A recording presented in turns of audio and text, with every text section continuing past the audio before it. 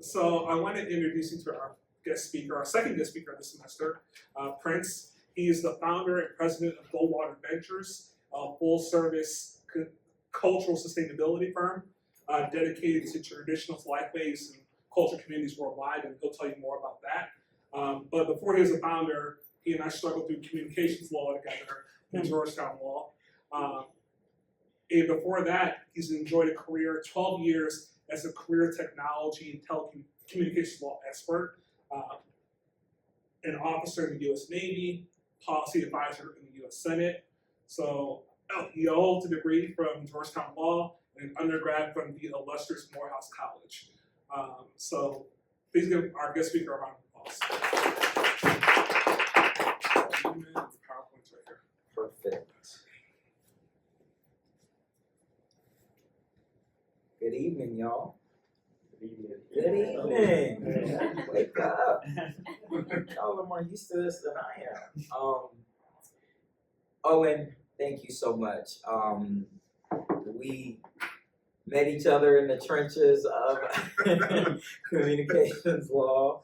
On the other side of that, and I can't believe it's already been 12 years of me being in this tech telecom space before I pivoted into cultural sustainability, which is all still related, and I'm happy to stick around and answer questions about that. But as I was mentioned or introduced, I am a Prince Albert III, aka the Culture Keeper.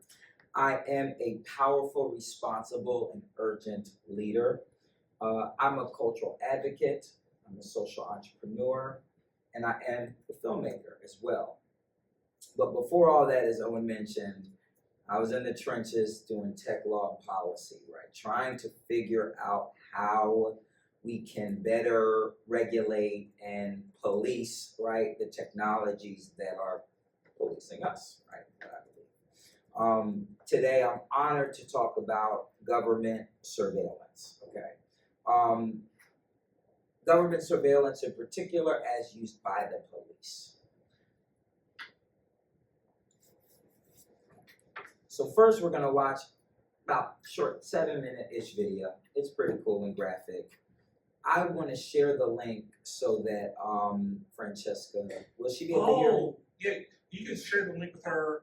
I'll share it, can I share it on here? Through Zoom. Okay. Just click the Zoom button. Zoom down here? Yep, you see her face? Yes, Yep. yes. I will share it with you, okay, Sure. so that you start watching it before we watch it, okay? And stop at like 6 minutes and 53 seconds. You'll know when to stop, okay? And then we'll talk about really the tranches of readings in order, okay? I want you guys to pay. We'll spend an inordinate amount of time on the first one and the last one, right? Part 1 and part 3. But really part 1 is going to take us all the way through, okay? And yeah, we'll talk about the constitutional framing, the right and the left, getting around the Constitution and the ways in which the police and police power evades the constitutional underpinnings, and who are the subjects of surveillance and how might they be treated differently, right? And then I'll give you some recommended reading and some of my final thoughts, okay? Great. Okay, if I click this A video, New York Times. I want to share it with you. I'm opening a new tab. So you think you know Wix? Do you really? No, I actually know Wix very well. Okay, I can share it with you, Francesca, in the chat, right? Okay? Got it, perfect.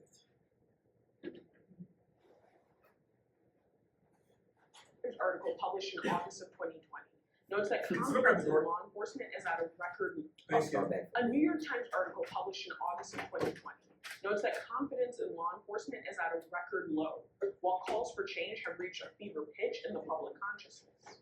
Ongoing protests erupted across the United States, with international actions arising in solidarity. Videos posted on social media sites reveal what citizen protesters see as enduring law enforcement violence and extrajudicial killings of people in Black, brown, and impoverished communities. In some camps, people have started to dismiss bad apple arguments that frame law enforcement abuses as individual aberrations. Instead, they point to historical precedents that are embedded in the very foundations of the institution of policing. Rather than reforms like chokehold bans or body cameras, activists and organizers suggest that defunding or even abolition of the institution of policing is the only way to prevent future violence and death. It may be hard to imagine a world without police, but all it takes is a little historical digging to see that they haven't been around forever, and this isn't the first time there's been a demand for police reform of some kind.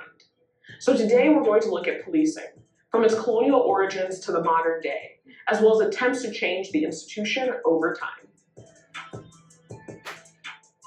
In the early American colonies, policing was neither centralized nor standardized. Groups of night watchmen and patrols often worked under a hodgepodge of different systems depending on their geographical locations. Their aims were fairly similar, as property owners and private companies contracted people for hire as protection from thieves and ne'er-do-wells. In a bitterly ironic twist, colonial settlers were especially paranoid that nearby displaced indigenous peoples might encroach on their settlements. Between the 1630s and 1700, Boston, New York, and Philadelphia implemented night watch systems that mostly relied on volunteers, though some were paid. These people would sign up for dates and times to patrol, often sent to make sure locals were neither gambling nor engaging in sex work-related activities. This system was extremely inefficient, as night watch also served as punishment for some people, tempting volunteers to participate in the vices they were meant to watch. Frequently, these night watchmen spent their shifts getting drunk and falling asleep while on duty. Southern colonies focused on protecting other forms of property. Priorities rested on the maintenance of human chattel, enslaved Africans upholding colonial economies. The first American slave patrols were formed in the first decade of the 18th century in the Carolinas. These groups of 3 to 6 patrolmen often traveled on horseback, carrying whips, ropes, and guns. Enslavement led to the enactment of slave codes that patrols enforced. Night watches in the northern colonies had similar duties. Though chattel enslavement was less practiced there, these watches were still tasked with controlling enslaved populations. Connecticut and New York even passed slave laws that served the same function. These laws criminalized attempts at escape and rebellions of the enslaved against their enslavers. Over the next 100 years, night watches, for-profit hires, and slave patrols worked in pursuit of similar ends by different means. The notion of a centralized municipal police force actually originated in the UK by way of economist Patrick Colquhoun and his treatise on the police of the metropolis. Influenced by ideas from the Scottish Enlightenment, Colquhoun's treatise has been credited with reforming night watches into a means of maintaining social order. Rather than just surveilling crimes, they would discipline labor. These reforms required prioritization of moral reform for members of the lower classes in rapidly urbanizing areas. Members of the middle and upper classes welcomed this new development, while everyone else resisted. Regardless of this resistance, municipal police forces started to form in the late 1820s. These new ideas gained traction and spread internationally. Across the pond, American cities began instituting municipal police forces, one of which was founded in Boston in 1838. Increasing urbanization and immigration from places like Germany and Ireland meant that people perceived older methods of social control as insufficient. That many of these immigrants were Catholic further marked them as dangerous others. Communities of freed Black people in northern states were not policed or detained as frequently, except when moving outside of the boundaries of their segregated sections of the city. Police were also asked to watch for potential threats of labor activity. Violence between police and striking workers, even if instigated or propagated by the police, could be framed as less a matter of private interest disciplining laborers than a force for public good curbing riots and maintaining order. By the 1850s, police corruption became rampant. Like their night watch predecessors, members would often break the law, like soliciting sex workers, gambling, and public drunkenness. Being in such close proximity to these types of activities left members of the police vulnerable to bribes. Leaders of the municipal party machines would choose police captains and sergeants and even use the police to harass political opponents. Municipalities eventually allowed police forces to carry weapons because they had already begun to do so. Local denizens feared the police and faced the brunt of these often corrupt and newly armed groups. Meanwhile, in the South, patrols continued to enforce slave codes, which required even average citizens to maintain vigilance. Fugitive enslaved people remained the responsibility of patrolmen, but deputized the average citizen. While the US Civil War left this system of enslavement, as well as the laws and enforcers that upheld it, nominally conquered, this sympathetic relationship between official patrollers and vigilant citizens continued as the institution of policing in the southern United States came to look more like that of the North. In the post-Civil War era, slave codes gave way to black codes. These laws controlled where formerly enslaved people could go, where they could work and live, where they could travel, and even how much they could be paid. Instead of disbanding, patrolmen shifted their focus, arresting freed black people, including children, on minor charges as a way of incorporating them into systems of servitude, like the convict leasing system. Prisons could then lease their detainees to private companies through convict leasing and tenant farming systems, or crop liens, which helped keep black, newly minted citizens indebted to their former enslavers. Like the slave codes, the black codes legitimized white supremacist extrajudicial vigilantism and anti-black violence. They also paved the way for the Jim Crow era. Lynch mobs and vigilante groups were common throughout the United States, often with implicit or explicit blessings from local police officers. To learn more about this history, you can watch our videos on why do we have private prisons and the racist origins of US law.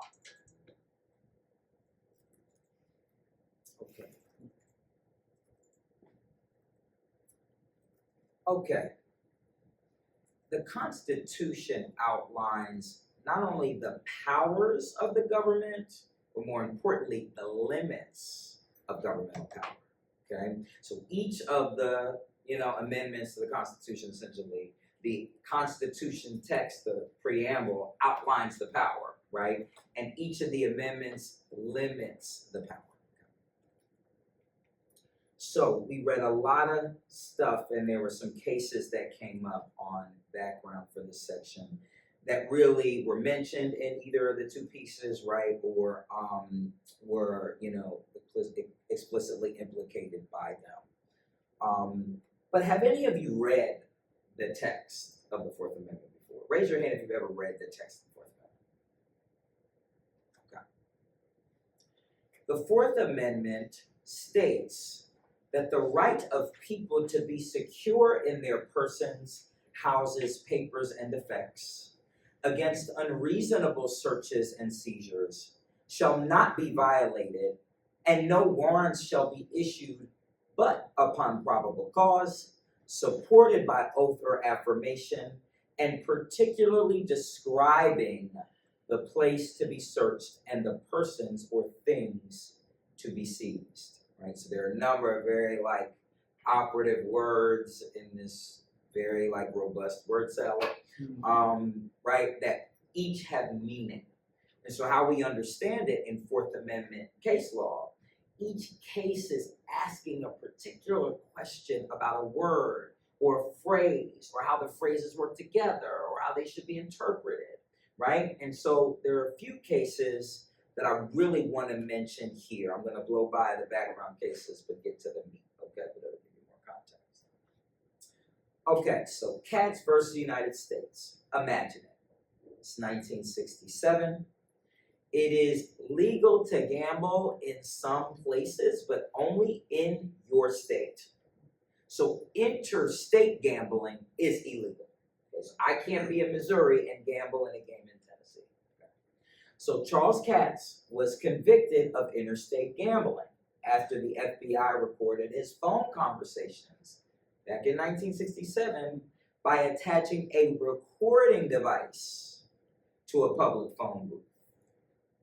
Okay, what's the problem here? Just before you read the rest of it, what's the problem? There's a public element and a private element. What's the public element? The public phone he's using. Yeah, it's a public phone, right? But it's public, but how could it be private? Y'all remember a phone booth? How many people was in a phone booth? How many people have used a phone booth? It's a private conversation. It's a private conversation. What does a phone booth look like? It's a square. Yeah. Wait, go back. Closed. Who's been in the phone? Who's been in a phone booth? Where? London. Yeah. Oh, okay. None in America. Yeah. No, there's none in America. That's so funny. That's ages ass shit. We're at the end of the phone booth. But, okay. And what does it look like? It's a big, rectangle that you can walk into and have some sort of sense of privacy. How close do I have to be to hear what's inside the phone booth? You have to be pretty like up there. Yeah, because it's usually glass. The block off any sound. Okay. So that's the private element. So it's public. What were you gonna say? I was gonna say, when you said it's a private box, it's private, but we give it the reasonable sense of privacy because of that. Like, it's reasonably private, and we're going off that assumption. So we realize that in this box, no one should hear us, and no one should be recording us. It's a reasonable expectation. In an American phone booth, is it fully closed? Is it? Not all of them. You think of like New I've York. seen some around in the US and they're like open on one side. Where? I don't think that's a phone. It's like, I saw one in a national park in California. Yeah. Sometimes they're up against the wall. Yeah, they're a public. Yeah, Oh, a payphone. Yeah. Yeah, I think that's the difference. That's There not is a phone. difference. Yeah. Payphone and phone booth. Payphone and a phone booth. Right. And Next year when we do this, we'll have to put a photo of the phone. we have to put a photo so we can all reach a consensus. I don't really get into details. I'm like, Lord. I love it. But okay, we see the question here, right? There's a private element of privacy, right? And a phone conversation that is a reasonable expectation of privacy in a closed environment, even though it's on a public phone. But it's a public phone in public, right? So this was litigated, right? He was found guilty of gambling, right? Trial court found him guilty. Appeals court found him guilty. It goes all the way up to the Supreme Court. And the Supreme Court says exactly what you said. You probably read it. That there is a reasonable expectation of privacy when the physical surroundings look like it's supposed to be private, right? This person would have had a conversation on their mother's telephone if they wanted their mother to know what they were saying, right? But they didn't. They went to a closed environment, right, on a private phone and had a private conversation. Many, many decades later, in 2018, Carpenter versus United States. Okay, here's the scene.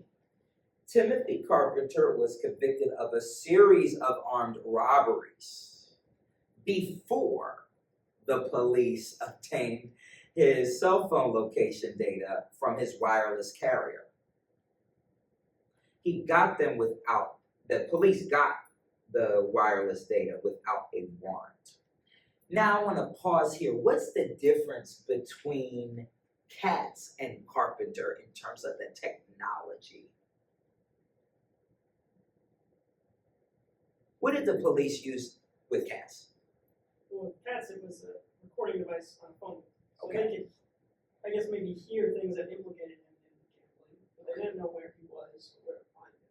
Yeah. Versus in Carpenter, with location data from wireless carrier, geolocated, essentially. So they didn't know what he said per se on the phone. They just knew where he was, assuming he's always with his phone. Which a lot of people were in 2018. They were always with their Speak for yourself. phone. I had my watch, that was it. Okay, no, you're absolutely right. Now, Carpenter argued that the geolocation evidence violated his Fourth Amendment rights. What's at issue in this case that we're getting at about the importance of a cell phone? It belongs to one person, whereas like the public phone, like they can record other people's conversations, not just like the target of the phone. Great point. What about in the text of the Fourth Amendment when it says person, papers, or facts? What is a phone? Possibly an Fact. or It's, oh, sorry. No, it's none of those things, but I think there's something in the decision where they're like, it kind of should be considered as indispensable for being part of modern life. What are you gonna I was gonna say that a lot of people now like kind of see or feel their phone as an extension of themselves. It's all of those Yeah. things. It's my person, my papers, my house, and my effect, Mhm. right? It's everything. People even unlock their door to their house with their phones, right? Literally, my phone is literally my house, right? I can see everything in my house on my phone, okay? So, that's what's at issue here, and the court held that individuals do have a reason, reasonable expectation of privacy in their cell phone because of how quintessential cell phones have become. And just as a quick note, we'll be diving more into Carpenter next week as well. Y'all get my spin on it. Okay, Do you remember Lauren Burke about from law school? yes, She's the guest speaker. she is. Yeah. Good. Homeland Security. Yeah. I'd love to see what she has to say. Okay, Hammond versus the United States. What was happening in the Hammond case? Similar to Carpenter, how? What were they accused of? Accessing phone data from a person of interest. No, Hammond. What was Oh, Hammond Hammond? accused of? Hammond was Just like accused- Carpenter. Robberies. String of robberies. Okay. And what happened? What did the police do? How did they nail him? They requested, I think like his cell, whatever, I don't know the technical term, from AT&T, his cell service provider, and they were able to get location data from that. His cell site location data. Okay. I want to make a distinction, okay? What happened in Carpenter versus what happened here in terms of the data and the source of the data? In Carpenter, they reviewed existing previous data, and in this case, they were collecting it in real time. Exactly, okay?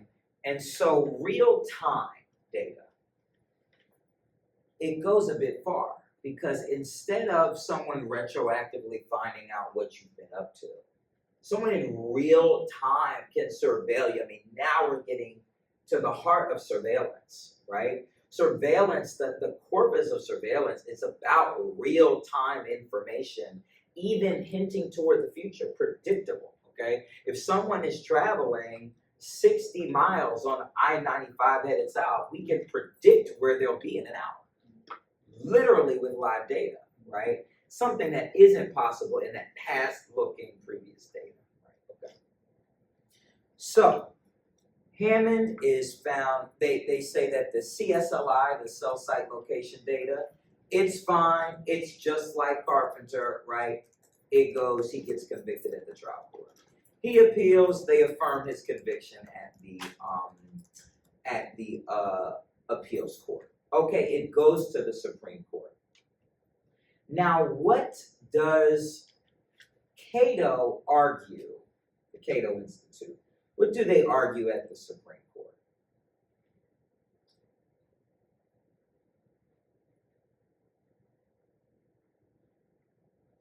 They're saying that like by basically saying it's the same as what happened in the previous case, that without implementing constitutional guardrails, then law enforcement can just request that data from anyone and locate any individual at any time. Essentially, like what I was thinking in my mind, it's the same as if they were following you around on the street.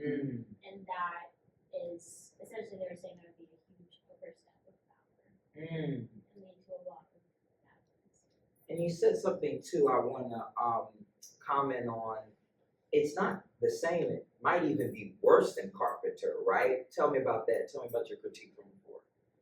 Oh yeah, well I I thought it was counterintuitive that it was legally permissible for them to review real-time data. It was like previous data was off limits, but real-time data was somehow better because of the reasonable expectation of privacy issue. And I think another critique that Cato had was that reasonable expectation of privacy is not everything. The Fourth Amendment really is actually about government conduct, not this CATS test. Or it is, the CATS test factors in, but it's not the core of Fourth Amendment. Right, so going back to the text, we call textualism of the Fourth Amendment. It's on the slide. What's the three-part analysis? You're exactly right. Let's take the emphasis off of this goose chase about the kind of data and classifying the data. The heart of the Fourth Amendment is about government conduct. What's the test that they suggest that the Fourth Amendment should really be asking in questions of data? Data is the distraction, right? The conduct is the core of the amendment.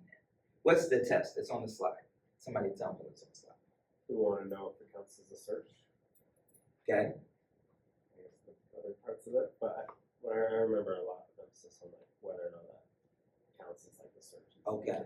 Do you remember anything? The fluff of what is a search, what isn't a search? Like the ability to gain kind of more like sensitive data. That's it. Yeah, close. And what's the second part of the test? Was it a person's house papers or effects? If it's implicated at all, Mhm. right? Or if what they're searching or probing is or are those things. Mhm. Okay. And what's the last one? What's the last part of the test? Was the search procedure reasonable? Okay, talk to me about being reasonable. What does that mean? That's a good question. If the cops want it, they should get it. It's reasonable, right? They think you did something. One thing that actually stood out to me from the Cato reading was that I think part of the justification for using the CSIL data was that they found him in a public space, right? And so they're like, it's okay because even though we tracked him in real time, we found him in a public space, so we were able to conduct this search. It was reasonable because he was in public, but Cato argued that you can't conduct a sort of warrantless, unreasonable search think, okay, maybe he's in a public space or maybe he's in a private space. If he's in a public space, then we'll go find him, but if he's not, we'll leave him alone. The Cato is sort of arguing that you can't retroactively say, well, we didn't go get him because he was in a private space. Right. Why? Because it isn't about just capturing the person. What is it about? What are the other three nouns?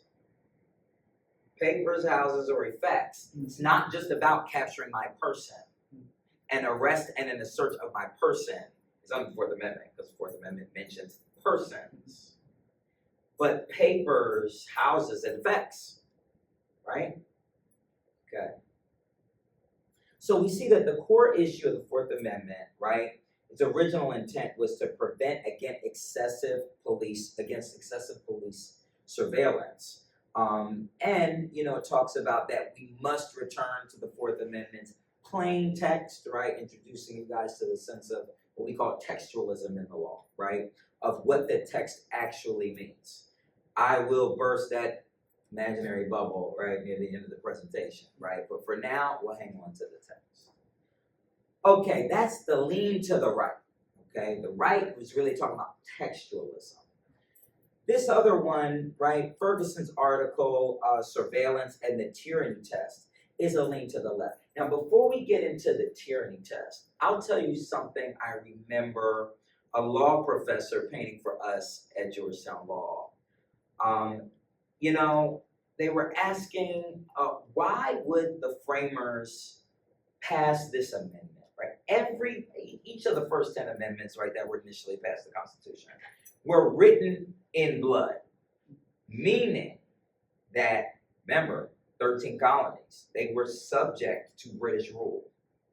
What was happening at the time was there were concerns about the tax money that was being sent over to Britain. Wasn't it all, and it wasn't enough, right? And so to make sure that the reason why the money wasn't flowing like it did last quarter, flowing like it did last year back to the kingdom, was to start stopping people, frisking people, searching their carriages, searching their homes, when they were there, when they weren't there. So the framers were intimately familiar with a government with too much power, with no warrant, no oath of affirmation, searching through their effects, finding out whether they were up to something.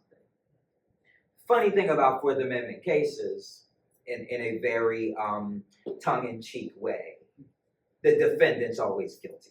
Right? Okay, they always did it, but it's not about whether they did it or not. It's about government conduct. The same for the framers.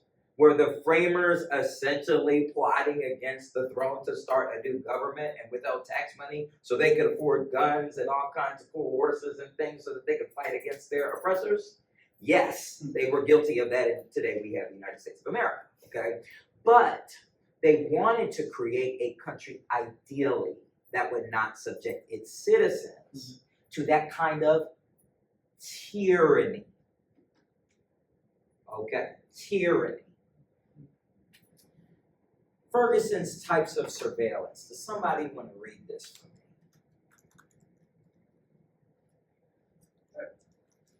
Surveillance is being mainstreamed into everyday life. A little louder. Surveillance is being mainstreamed into everyday life. Consumer surveillance sounds with every swipe of the smartphone. Social media surveillance links us by every share, like and click. Public safety surveillance is changing how governments monitor protests and disorder.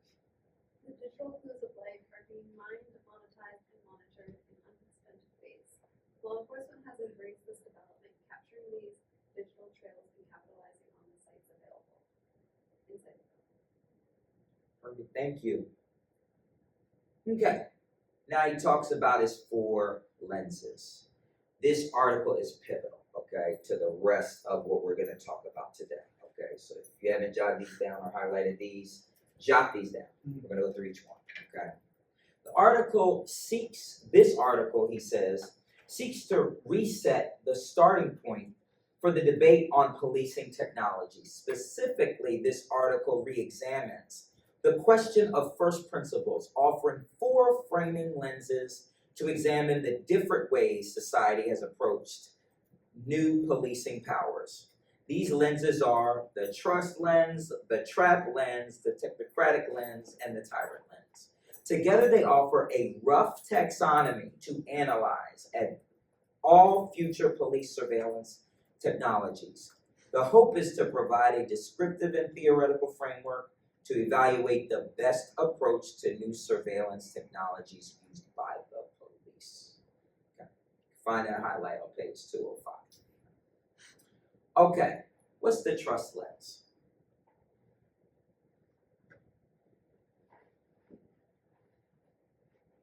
Gave you a clue. What's the trust lens? How do we view police surveillance? Default, he says. Through a lens of trust. Yeah. Why? Why do we instinctively trust the police are going to do the right thing? Good question. Sorry. That's what I'm talking about. Good question.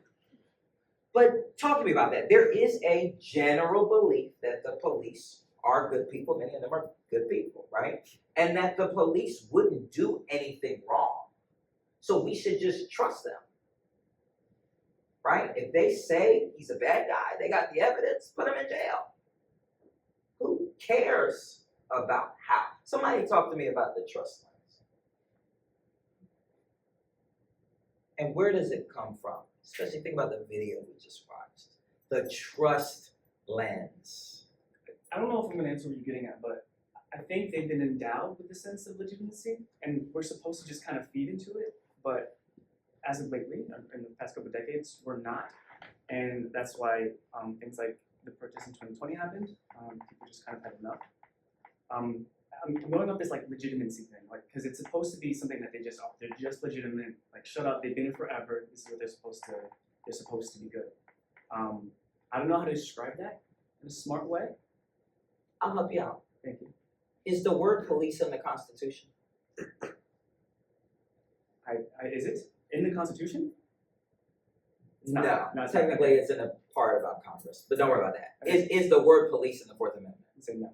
No, it's not in the 4th Amendment that we read it. Oh yeah, not at all. But what word is in there?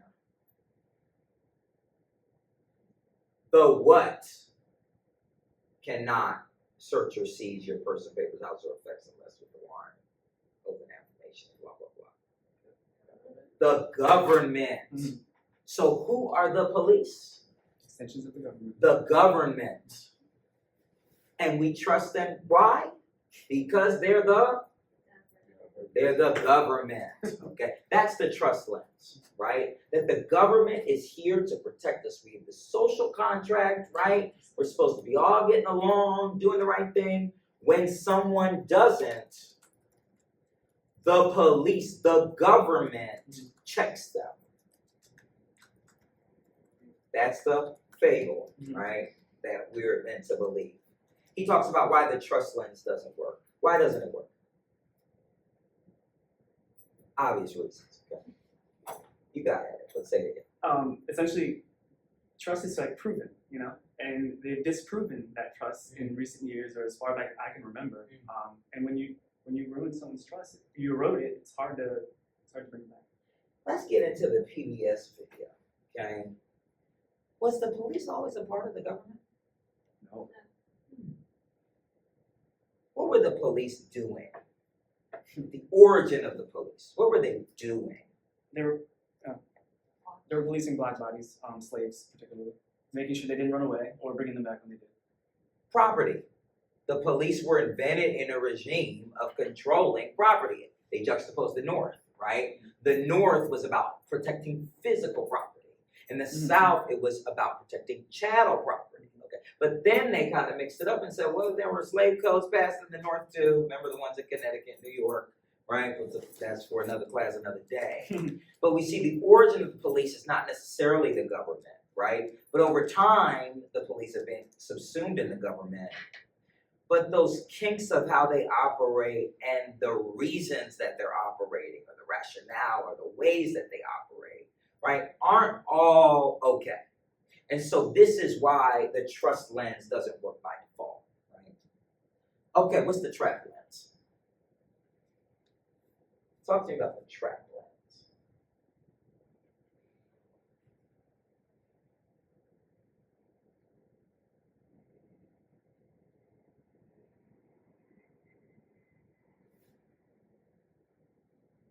Somebody said 2020. What's the trap lens? Just talk to me about this. Yeah. I just read a piece of it right here, and I like the way they put it. That policing, if I'm reading this correctly, is anti-black. Almost a premise that the institution itself, is anti-black. Yeah, so in the third bullet, right, it says the trap lens simplified says, has there ever been a time when police power has not been turned against black, brown, minority, and poor citizens in an effort to exert social control? Because the point of the police in the very beginning is to exert control. These things are interrelated, okay? No trick question here. Okay, but that the trap lens says ultimately its answer is an absolute lens. Let's go back for a minute. So the policy implications of the trust lens says we trust the police to figure it out. We trust the police, they're a part of the government. We trust the government because they keep us safe. So reforms should always privilege that the government, the police should get the benefit of the doubt until it's totally egregious. And then we'll fix it, but that's a few bad apples. It's not all police officers, right? It's not the institution. It's just a couple bad people. That's the trust lens, okay? And those are the policy rationales and the political rhetoric we hear around the trust lens. Remember that, okay? The trap lens, the rhetoric we hear around the trap lens, abolition. They always, it's a sliding scale, right? It starts kind of good, then it goes bad, then we reform, but it's always going to slide back down to oppressing black, brown, minority, indigenous, right, and poor people, okay? So abolish, defund the police, okay? Those are those genres, that's extreme, right? But there are elements in kind of taking away police power because they're incapable of yielding it. It's a trap, okay? Giving the police any kind of power is a trap. Okay. What's wrong with the trap lens?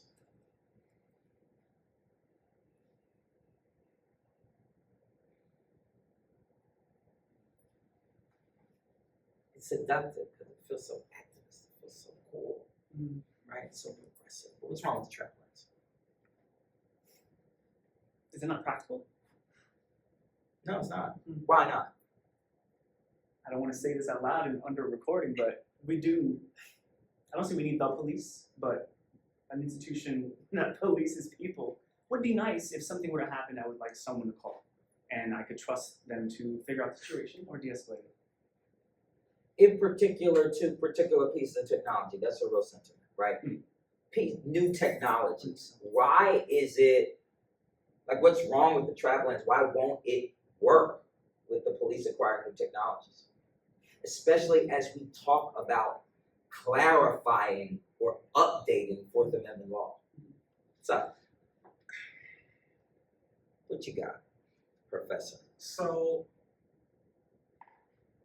for the purposes of the conversation, when I was reading the piece, I'm injecting a different viewpoint. I find it wholly impractical. Like, sure, there are critiques to be watched, but when it comes down to the end of the day, if I'm getting carjacked, I'm not calling Ferguson Right. to come help me. Right. I need somebody Right. who can effectuate force to come help me preserve my life, privacy or not. Your property, your Yeah. car, your life. Yeah. Yeah.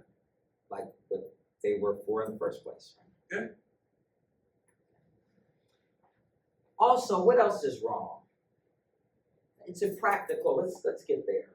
Well, I guess like going off of that, new technologies could theoretically help the police do that and protect people faster, better, prevent things from happening. It could debias the police to this extra lens. Maybe, perhaps, right? But yeah, trying, that's we're the trying. idea. Yeah. Got it.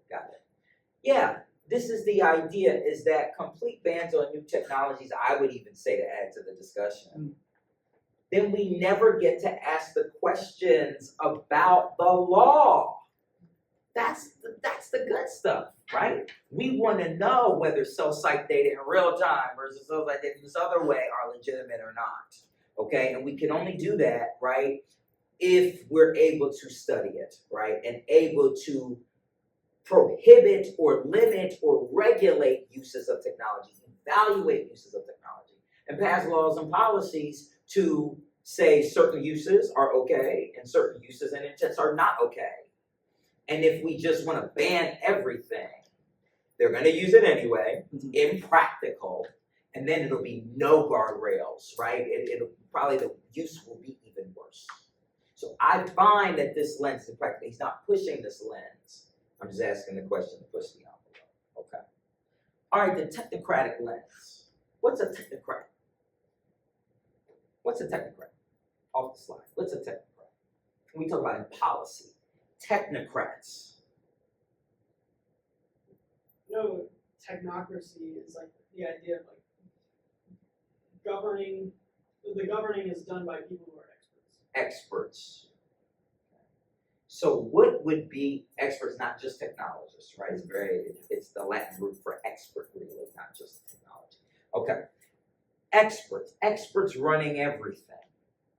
So you got the PhD, 30-year expert, wrote 20,000 papers on X governing X, right? Then their counterpart governing Y.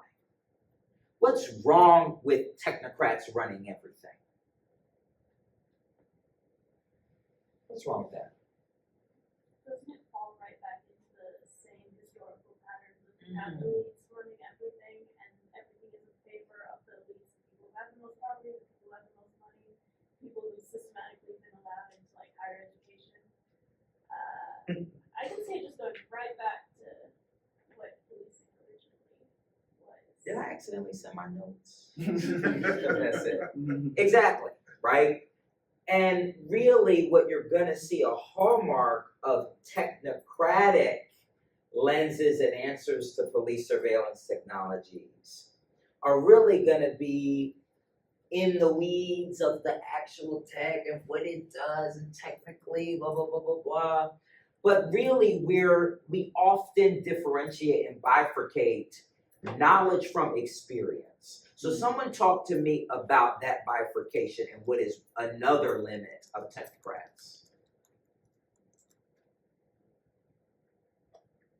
Technocrats making law, making policy, deciding what the police use or don't use? Experience. I don't know if this is actually true, but I feel like a lot of technocrats or people who develop products like this or work on them sort of operate under the belief that they're a force for good, or like innovation is a positive thing, and so that should be kind of privileged without looking at, or maybe even, to advance progress, not looking at the ways that those can be biased or detrimental, and so it's kind of an imbalance of kind of perspective on what technology and what innovation is. Perspective from experience. Someone talking about experience. What were you going to say? I was gonna jump off Kenisha's point, if I may. Yeah. Experience to two different people are they're different. Like if my knowledge comes from my experience and that's what's going to be embedded in what I'm telling you, it's totally different than what Kenisha might be coming from or where Zach might be coming from. So if we're just judging off experience only, it's a bit myopic, I think is what I'm looking for. Yes. And technocrats tend to be the people that study it in the lab, not the people that do it in real world conditions, right? And so if you have a bunch of technocrats making the law, you got this beautiful, ultra detailed thing that has absolutely no application to what really happens beat on the street for the beat cop, right? Who's going to use it? We have to follow this law, okay? Yeah. Isn't that just bad research from the expert then? Like How if we're, so? well, if we're truly having an ideal technocratic society, that expert who's crafting that law should be doing research on a representative basis in order to craft a law that makes sense for everyone, ideally, or at least at a local level, they're able to do it more specifically. Now, if I may, Kenisha, what would you respond to that? That specifically? Because you mentioned it in your comment earlier. I don't know if I have a perfect answer. I can give you a different answer. Well, I know it's not practical what I'm describing, so Right. that aside, I do think education in itself, and this is probably not what you're getting at, but education in itself is taught by people who have this certain type of knowledge, and then you're valued for having this certain type of knowledge.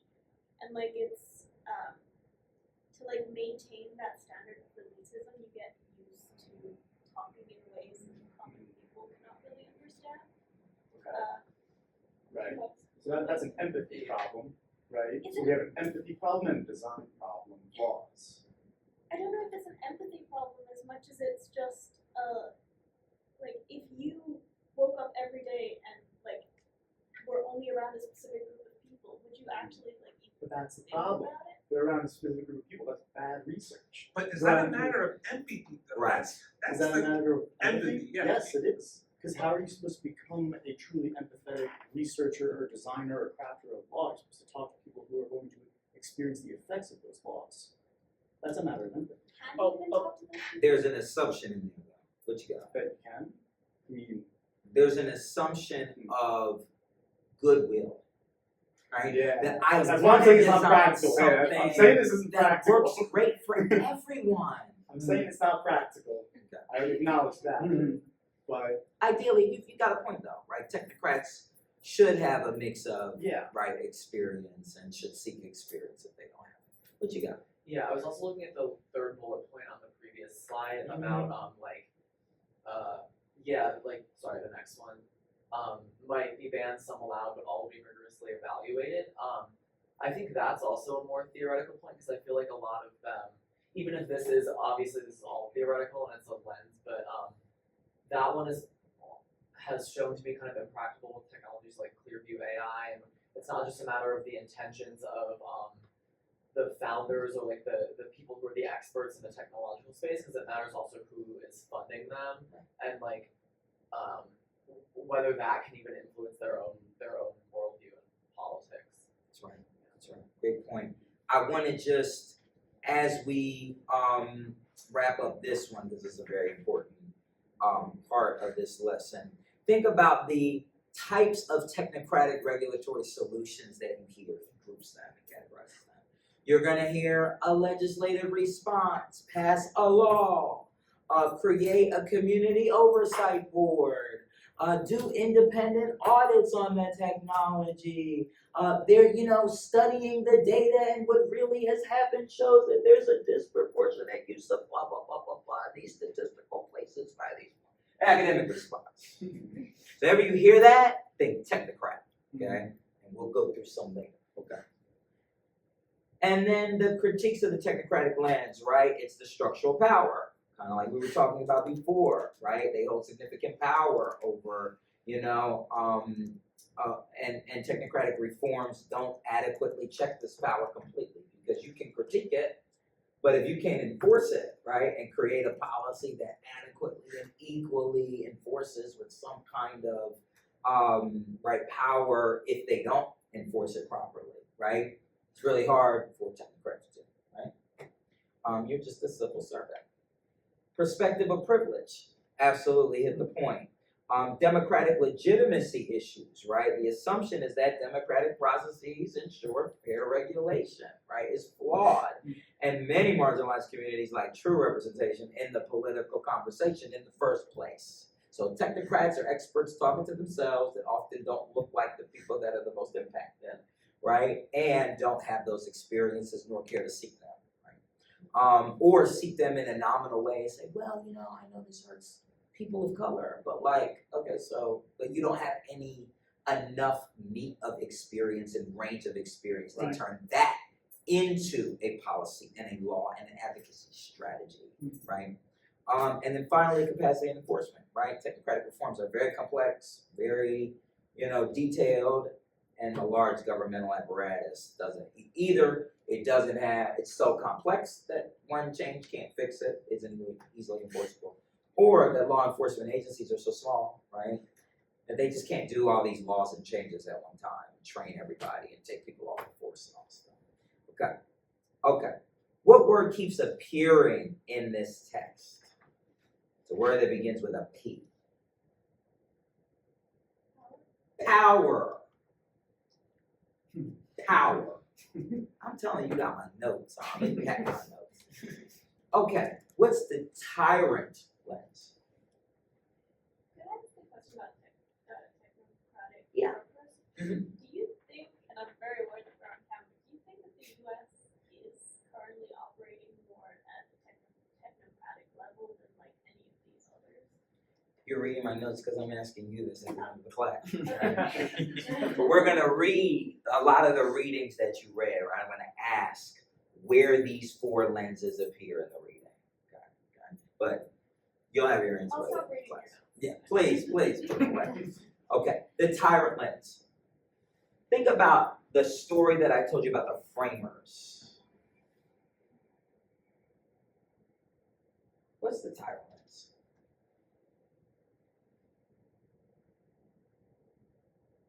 Lean to the right. We should be like critiquing police surveillance because it came from tyranny, arbitrary power, people overreaching their power. Exactly. Right? So he even mentions it in this excerpt, okay? Tyranny and the fear of arbitrary power rests at the center of our constitutional order. As will be detailed, the tyrant test can claim a historical pedigree dating to the founding of the country and the original spirit of the Fourth Amendment. In addition, the tyranny test finds support in the 14th Amendment as a directed response to the arbitrary and oppressive Southern policing practices that enforced slavery, peonage, and the broader structural power of racial oppression. Tyranny, be it British customs agents or Southern slave patrols, manifested as forms of arbitrary police surveillance power that necessitated a constitutionally grounded structural response. Okay. And more. Okay. Are they similar or different? The left and the right.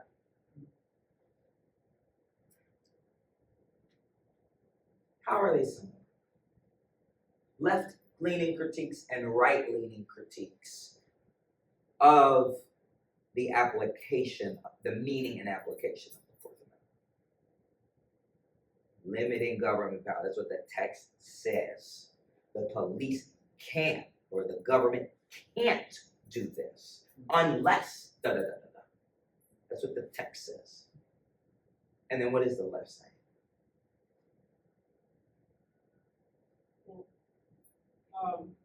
Give you a So cheat the- sheet. Yeah. The more left-leaning response is that the Fourth Amendment is, while it has the text, it kind of offers more of a guideline in which we can sort of look at how policing ought to be. Okay. So the right would say, you're doing more than the text says. Scale back and just do what it says. We're not policing the police. We just want the police to be the little old police. What is the left saying? We gotta police the police. Right? But where do they agree? They do agree.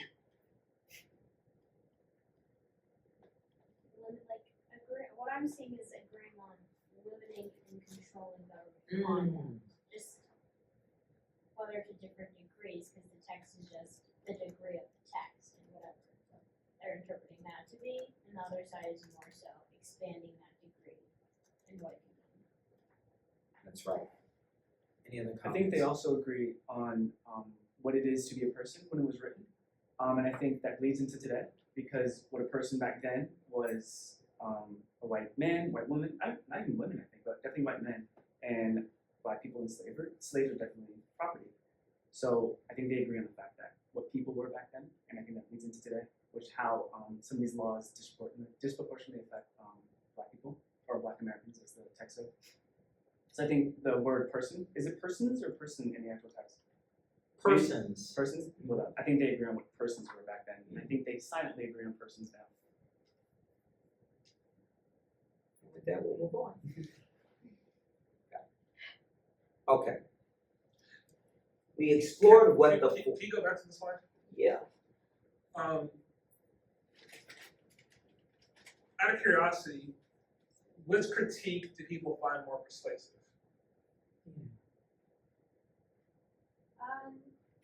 Which critique? I find the Or let me ask you a different way.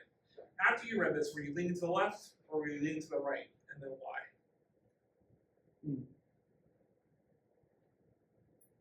Don't worry, the camera can't see go. Right. It's right. focused It's directly on on me. Prince. It's me. It's I on can see me. it. So just focus on It's what I'm only asking. me. I'm more convinced by the left argument. Why? In that I feel like that paragraph of text can only go so far and can be interpreted in many ways, and it will always be interpreted. And so the way you check that is adding different perspectives to kind of check each other, or adding different elements to the structure. Like, I don't think it's reasonable just to expect text to speak for itself, because clearly that's why the whole law, like why people exist to interpret the laws. Text doesn't just speak for itself. That's what I would say, because like I lean more to the left, ironically because of maybe some like textualist reasons in which a lot of the framers of the Constitution were like, by the way, you can change this if you want, or we understand that this might not forever be fit for the future of the United States of America. Federalist Paper 51. Yes. So I think that I just appeal to that more, especially because they literally said so. So I feel like that's kind of, I don't know, my critique of the right in terms of like, well, you're talking a lot about what the framers said, but they disagreed on the interpretations at that time. Some of them said we should change it, so that's why I would be more for that. Okay. I'm gonna go very controversial because this is not where I lean usually. Mm-hmm. In terms of where, like, the most, I think, effective way to prevent policing from using this new technology in a way that, like, more people, I think, would get on board with it, I actually found the right's argument to be clearer, because the left's argument, there's so many things that we can do. And there's so many, like, interpretations, which is a good thing usually, but in the current state of things where, like, you have police just, like, doing things without warrants, I think just focusing in on that, like, warrant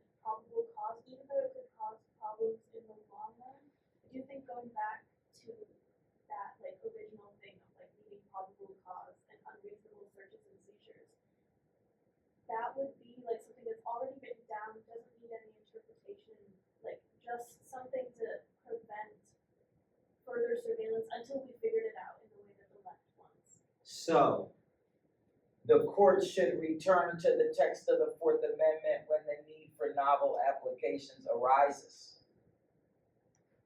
Start there, Right. and then you can interpret it based on the case. But I think if you don't start there, then you've like opened up the possibility to ignore like that need for warrants and the needs for reasonable searches and seizures. We'll talk about 40 different ways they've done that since. But yes, literally 40 or more. What you gonna say? Last comment. I also worry about that in relation to de-emphasizing the reasonable expectation of privacy. I think in the context of the Cato piece, it was like we've gotten too focused on like technicalities of the data, but I also think that those do sort of matter, and especially I think it was in the Sotomayor opinion where she said we need to update reasonable expectation of privacy. Like I don't think you'll find people like the people's diminished ability to consent when they have their phones on them all the time. Like I don't think that can be extrapolated from a strict reading of the. I agree that like the spirit of wanting to protect people's privacy should be prioritized, but I think that still needs to be like accomplished through multi-level analysis and context. Great, okay, we're gonna fight through this for the rest of the class, okay? The Constitution, it gives a presumption in favor of privacy and puts the onus on the government to prove why they should violate it, right? Why they violated your privacy, and is that okay? And they can't convict you with the evidence that they got that was unconstitutional if it wasn't reasonable. Okay, or without oath or affirmation, and blah, blah, blah. Okay. The Constitution textually is clear. It presumes against surveillance. That's inconvenient for the police because they want to surveil. That's how they're going to know what's happening on the beat, what's happening on the street. So they have found ways to get around the Constitution. There are two major ones. We're going to talk about the privatization of police surveillance, okay? One way you get around it, privatize it. So it isn't the government doing it anymore, right? It's the government hired a contractor, had a subcontractor that was doing stuff, okay? Another way you can get around it is the two big bad boogeyman words of the federal government. What are they? On the slide. National security, kaboom. Okay, you have totally gotten out of the Constitution when you talk about national security, okay? And we'll talk about the readings and the text and why. Okay, talk to me about, we gotta do this tight, quick.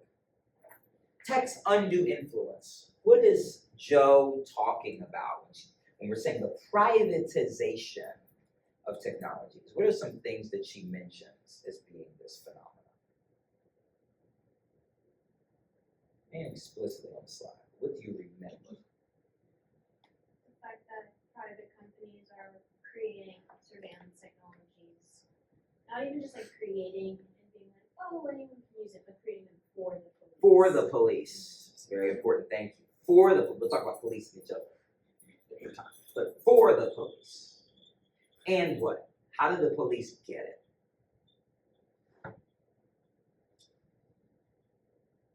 They enter into contracts. Yes. Which includes NDAs. Which includes NDAs, contracts. And what's the issue with NDAs and the police and technology? It becomes a problem when, let's say, there's a court case and they have to disclose information because the company will say, no, this is my proprietary technology, it's sensitive, so I can't release that. So it becomes very difficult to scrutinize the technologies. Okay. A tight bow on that is just transparency. Right. Just a lack of transparency. Yes. It makes it almost impossible to have a due process.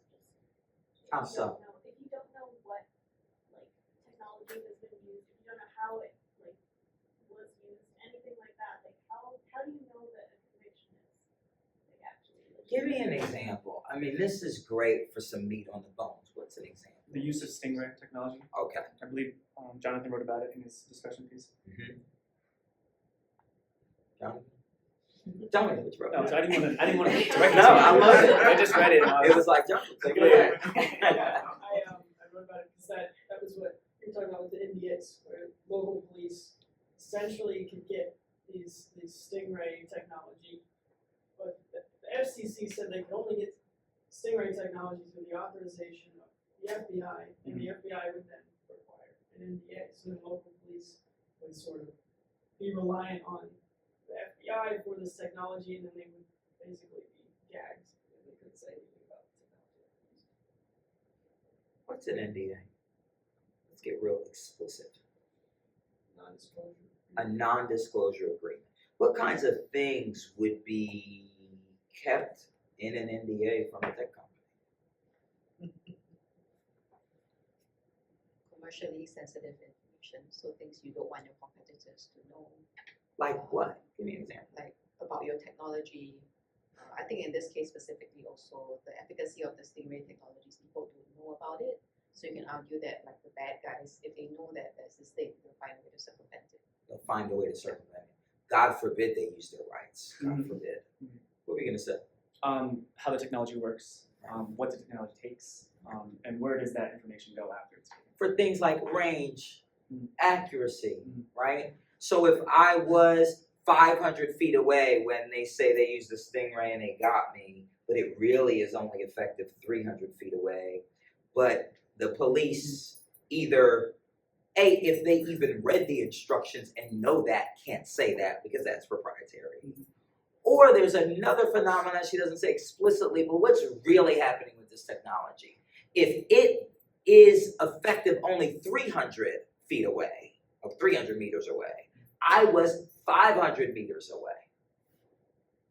And the police don't even know the range. They can argue plausible deniability. Oh, I don't know the range. I just know it works. I threw it, I did it, it gave me a reading, it was the bad guy, we got the bad guy. And no one can question that. So there's even not just I can't say anything, I signed an NDA. Because that's at the FBI level. Yeah. But there is a baked-in systemic plausible deniability. I didn't know. I didn't know how the damn thing worked. It just told me it was red and it was the bad guy. This is really reminding me, it's included in here, so I'm gonna first kind of say, Please. body cameras turning off, like, very conveniently, at like, just the time that they need to, like, is that part of the technology? Is it, like, is there an on-off switch? Clip. On. Got him, guys. PID. Positive ID. Just saying. Okay. Excellent. And she makes a lot of other points here. I'm going to massage them quickly before I break. She talks about economic influence, right? You've got one or two or very few number of contractors that are in good with the government, right? They're making tech exclusively for the government. The government may even be, as you mentioned, their only clients, right? And so that breeds an issue because what are contractors always trying to do? They're looking for the next contract, okay? I'm a consultant too, I get it, okay? You're always looking for the next contract. So you may withhold things. Things like cloud storage might be extra features, and so the data doesn't even live at the agency, it lives in some cloud, right? With a subcontract, so you gotta keep a contract with this client forever, because God forbid if you break the contract and go with the competitor, you lose all the cloud data, right? Things like that of these continuing services and these economically coercive things. There's others, but what I think is interesting about her arguments is it just gives the police like, oh man, you know, we were looking for better tech to do our jobs better, and man, they're screwing us. They got these economic barriers, they're making us sign these NDAs hand and fist. We want to tell you, we want to give you justice, but we can't. We signed an NDA. Is that really like not the police's fault? Reactions to that. She frames it as like, wow, this is being done to the police. oh gosh, they can't render justice in due process because they can't know and they can't tell and they're just so restricted in this tight economic market. Wow, sorry for the police. What's really going on? The tone of your voice there, it's a little judgmental. The police have to deal with a number of factors on the ground, including the actual effectuation of their daily duties. They're handed these tools in order to complete these job roles. I don't see the need for the skepticism in your tone there, sir. I'm gonna continue because I think I'm right. It's a huge blind spot, right? In the And article. guess what? It is now break time. So they can pick this up at 8:01. Oh, please. Alright. I have my slides ready. And I'm here to talk in the break, guys. 8:01. Please be hard on Lauren, please. She can take it, trust me. Okay, we quickly went through Joe's argument, right? About these are some of the ways that the police get around the Constitution. I'm framing it that way, okay? I don't think that her initial frame of the police are innocent and the NDA just happened to them. Is the reason why they're violating people's rights, right? I think that there is the privatization of some of these surveillance technologies through this very technical lens is how they're able to get around, right, some of the the main constitutional presumption against surveillance and surveil people and get them, or get on the record that they did a crime. The goal may not always be conviction.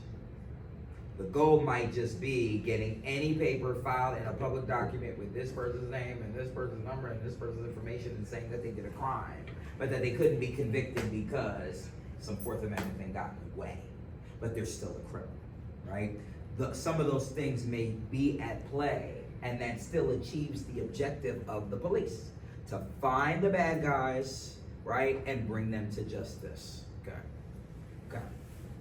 But what is the other way that we mentioned around constitutional limitations?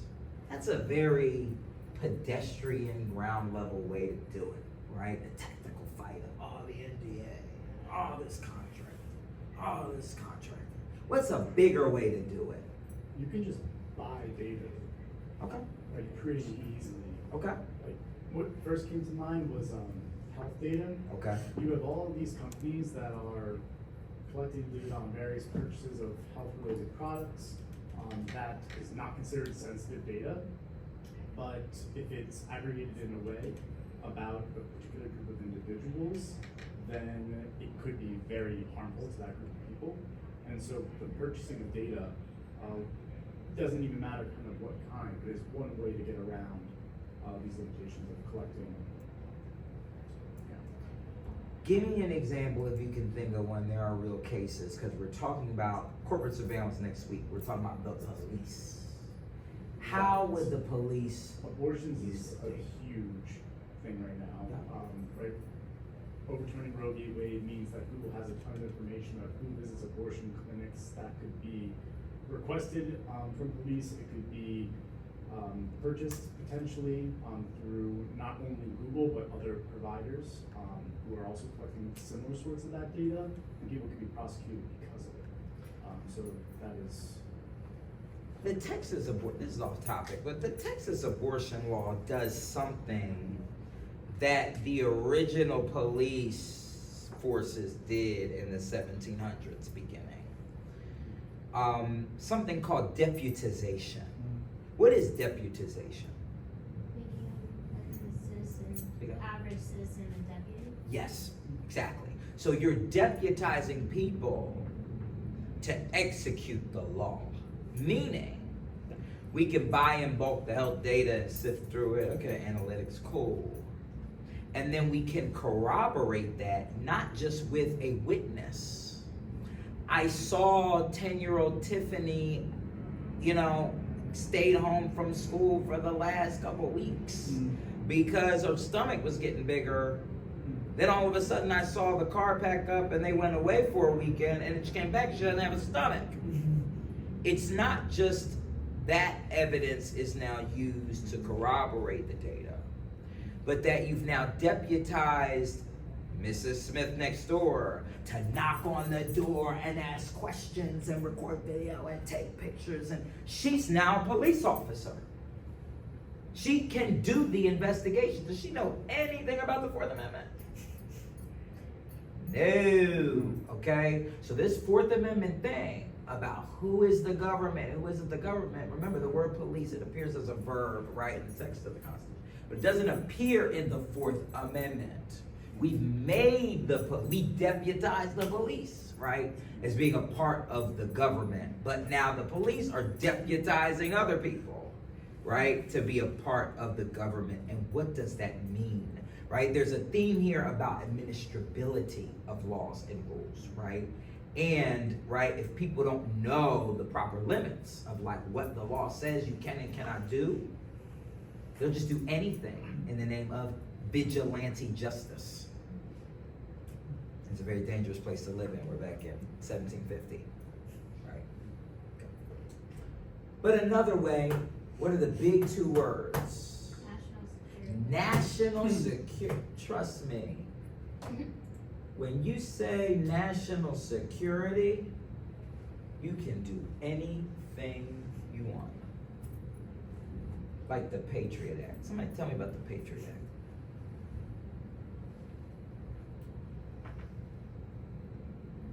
It was an act that was supposed to counter terrorism, and it basically just expanded already in place surveillance and made new ones. Paint the picture. It's 2001. Talk to me. The context, right? The legislative context is everything here. Because this doesn't make sense. On paper, you're like, this is unconstitutional. But if you were, as we were around at that time, I don't know if all y'all was around, but we were around at that time, there was humongous consensus. We were like, oh my God, I'd rather be alive than have rights. Who gives a damn about a Fourth Amendment? We're searching those people. People were deputizing themselves to kick people off airplanes and report people and burn us. And it was a crazy time in the early 2000s. What was happening in the early 2000s? What happened in 2001? 9/11. Tell me about 9/11. What happened? Let's get the facts. And it'll give this context. Let's get the facts. Well, two planes crashed into major monuments in the U.S.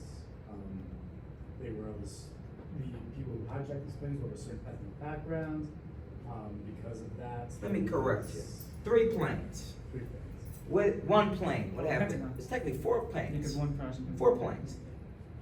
1 plane did what? Pentagon. Pentagon. Another plane Shot down in Pennsylvania. shot down in Pennsylvania. Well, that's not true. I No, was just saying that. it flew down in Yeah, yeah, Pennsylvania. yeah. Okay, it crashed in Pennsylvania. They wrestled it down. What happened to 2 other planes? Twin Towers. 1 for each tower. Correct? Okay. New York City, financial capital. Washington, D.C., the seat of our governmental power. And Pennsylvania, we think it was headed to Camp David, or I forget where it was headed, right? No. It was headed somewhere else of interest to the U.S. government. Bombed all within like an hour and a half, and everyone's watching it in every classroom, on every television, in every work break room in the country. 300 million people and more outside the country are watching the symbols of our democracy get hit with airplanes and fall down. Oh my God, take my rights, who gives a damn, okay? So then what happened when we said take my rights? And remember, that was September 11th. In October, they wasted no time. October. And it was one of the laws that probably got the most support in U.S. history, I'll tell you. That kind of bipartisan support, we haven't seen it since. Tell me, what's the technicalities of the law? Read a bullet. Take a bullet, anybody. No pun intended. Read one of them for me. Phone calls, emails, and financial records are monitored with broader access to personal data, often without a warrant. Without a what? Court warrant. without a warrant. Well, wait, I thought the Fourth Amendment said you had to get a warrant with oath and affirmation and due process, right? I mean, what? Now you don't. Question for you. It's a very technical legal question I'm going to ask you. And I might ask your professor to help you. In the Constitution, it says you need a warrant. But the legislature says you don't. Who wins? Who should win? Who should win or Who does? should win? The legislature. Why? I'm thinking about like necessary and proper clause. Okay. Um, Slide in other areas of the Constitution. I love it. I love it. like, yeah, Congress, like Article 1 listed all these powers. Other stuff was about powers not listed to the people in the states, but I think Congress at the time the Constitution was seen as like the most powerful legislative body, governing body. So Congress. yeah, Congress, sorry, yeah. Okay. Interesting. What do you think, Professor? The Constitution said you need a warrant.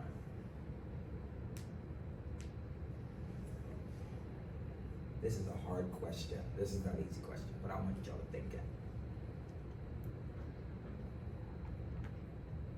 Ideally, the Constitution would prevail as a source law. However, there are many caveats that we've implemented across the way to deal with different situations that come up at the same time. Right. Now, if we're trying to surveil, who are we surveilling? It's a reason why the Constitution is still supreme law, but the legislature can pass something like this. Who's the target of this? People suspected of terrorism related activities, immigrants. Why? Because, I mean, in terms of the 9/11 context, the people who hijacked the planes weren't U.S. born citizens, they weren't from the U.S., I'm pretty sure. So, looking for the same type of people. Got it. Can I ask you a question? You said in the 9/11 context. Are we out of the 9/11 context today? No, I just meant like. No, that's a genuine question. No, it is a great question. I don't really think so. I mean, Anybody can answer it. Not anybody can answer it. I think it shifts depending on who's the other at the time. I think during COVID, the other was anyone of Asian descent. I think what's the word for that? This was Islamophobia. Xenophobia was the big Xenophobia, buzzword then. I think it just shifts depending on who the others at the time. So you could say 9/11 as like a start, but not even a start, just one point in time. And again, what's the justification? The two big words? national security. National security. What's stellar wind? Now, this wasn't explicitly in your reading, okay? But I want you to begin reading text that when you see something mentioned, like oftentimes we assign, I'll give you some teacher's view, oftentimes we assign a text that might talk about other antecedent programs or contexts or things. It's to put them in conversation so you get the latest critique of the conversation. But if you see something mentioned you don't know anything about that's core to the argument, look that thing up, at least know what it is and what it does and how it is contributing to the current reading. Without that, you do not know. You have to have the full view of what is being said. What is stellar wind? I think of stellar wind and I think of one name. Who was the person? Oh, Edward Snowden? Edward Snowden. And what about him? He was a whistleblower who kind of told the world what the NSA was actually doing. What agency? The NSA, yeah. What the NSA was actually doing in terms of the data it was collecting under the reasoning of national security, but he was saying, actually, this is too much data. We're collecting way too much, and this is, had to put his argument in frame, this is not good, it's bad. Anybody in here a veteran? I am. Okay. So the rationale was, okay, this is very interesting at the time. Retroactively, right? We now know this from the leaks and the stuff. The logic was, okay, everybody's got a cell phone now. Everybody's sending emails. It's so much data. It's pretty much still anonymous. Like, even if I don't know who the person is, right? I don't have, a name and an address on every text message, but we should be able to look through text messages and find out, right? If people are talking about bombs and things like en masse. And so it's so disaggregated and it's so much data that it's virtually anonymous. And so, really, there's no Fourth Amendment violation because we're not targeting anyone. We're just looking for stuff. Does that violate the Fourth Amendment? See you shaking your head, yes, right? Yeah, I mean, I definitely like the unknowing collection and storing. It definitely is searching and seizing. Also, it's definitely violating Fourth Amendment. You mentioned that they're collecting it. It's so big, so massive, so meta that you can't really pinpoint it to one person. Then what's the purpose? The purpose is to, if something were to be said, you have to be able to pinpoint it to a person. If that ability is there, it's a violation. Got it. Stellar Wind was a program, post 9/11, right? Highly classified that was said to prevent further terrorist attacks, code word national security.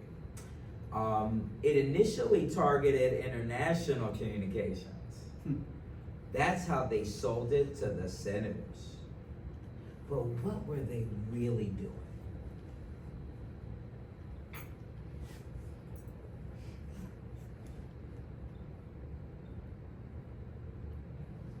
Number 3.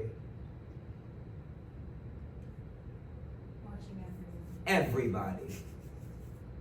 So there's this understanding that if you're a U.S. citizen, you get the Fourth Amendment, you get privacy. Got it. Okay, the government can't send you. Unless you're doing something bad and there's a way to get you. Okay, got it. Fourth Amendment, whatever. But if you're an international criminal, we can get you. But then it blends. Criminals don't stay in criminal land. They travel to the U.S. in and out. And when they come in and they go out, the gaze doesn't come off of them, does it? And then we're slipping into the Fourth Amendment. Okay. And we know the justification of this program? National security. Okay. So what does Bradford Franklin say about national security? By the way, I know all the authors and they're really good people. We're going to critique these hard, but they're good people. Okay. What does she say about the national security justifications?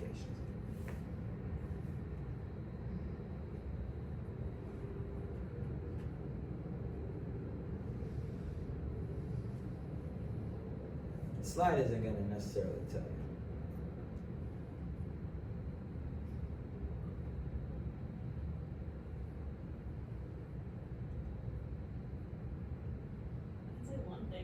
Yeah. Exactly, but that the national security justification is usually made out to be temporary, and now it's become permanent, and it needs like comprehensive review. What kind of review? Last part of the slide. Wink, wink. So can I read out that Yeah. exact point? So that idea of the bipartisan congressional commission, on the 9/11 commission to review U.S. intelligence surveillance programs and create meaningful limits and civil liberties safeguards while depoliticizing surveillance reform. Depoliticizing surveillance reform. Okay. Let me see something. Franklin's solution falls under which of Ferguson's 4 lenses? Told you it was lenses handy. You're gonna be important for the rest of the lecture. The technocratic one. Why so? Franklin says that there should be people from diverse backgrounds talking about it, but also people from a range of expertise on surveillance issues, national security community, but also experts on privacy and civil liberties, so they can come together and, I guess, balance the priorities. So we got another technocratic solution, right? Technocratic, got it. Excellent. Will it work? Why or why not? I had in my notes like her kind of actually was wanting a commission, surveillance commission, and I did not understand how that would work because a commission is usually like a snapshot of a point in time or like a specific instance, and this is something that's ongoing, so I didn't understand if it was like, did she mean more like a committee that would continuously evaluate this, or do we just want to look at where we are right now and evaluate that?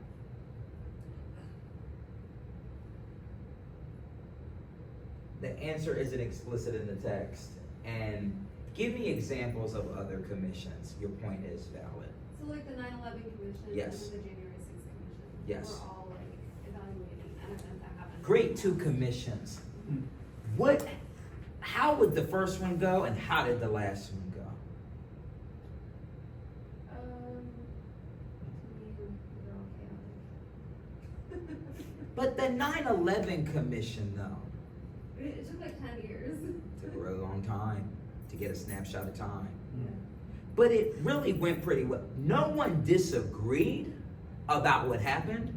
We just wanted to know every detail of what happened so it could never happen again. January 6th, I mean, we all saw what happened, but we disagree on it. She uses a word that she says this will do. What is this word?